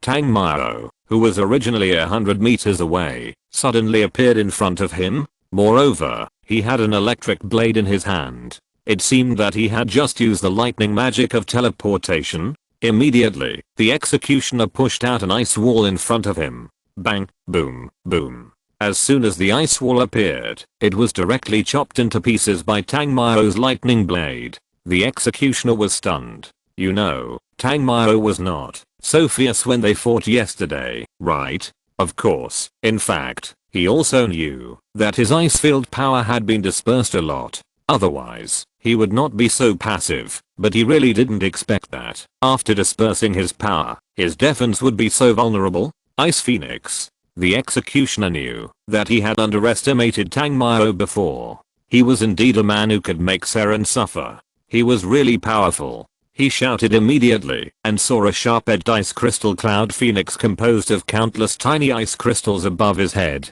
The huge wings composed of 4 wings of ice body could even cover the width of the entire main road when they were fully stretched out. The houses on both sides turned into ice bodies because of the appearance of the ice phoenix. The freezing power was white, and everything it passed by turned into ice sculptures. Yee. The ice phoenix flapped its wings and flew towards Tang Mao with a strong ice pressure. He could clearly feel a strong ice-type destructive element filling this phoenix. Tang Mao also had a new understanding of the executioner's control. However, when the ice phoenix rushed over, thunder exploded around Tang Mao, and the lightning blade in his hand expanded several times, and then slashed out with one blow. Exclamation mark. End of this chapter. Thank you very much for reaching the end. Don't forget to like. Looking for more exclusive content and immediate access? Subscribe to our Patreon. Remember, every like, subscription, or donation encourages us to continue. Thanks to everyone. See you in the next video.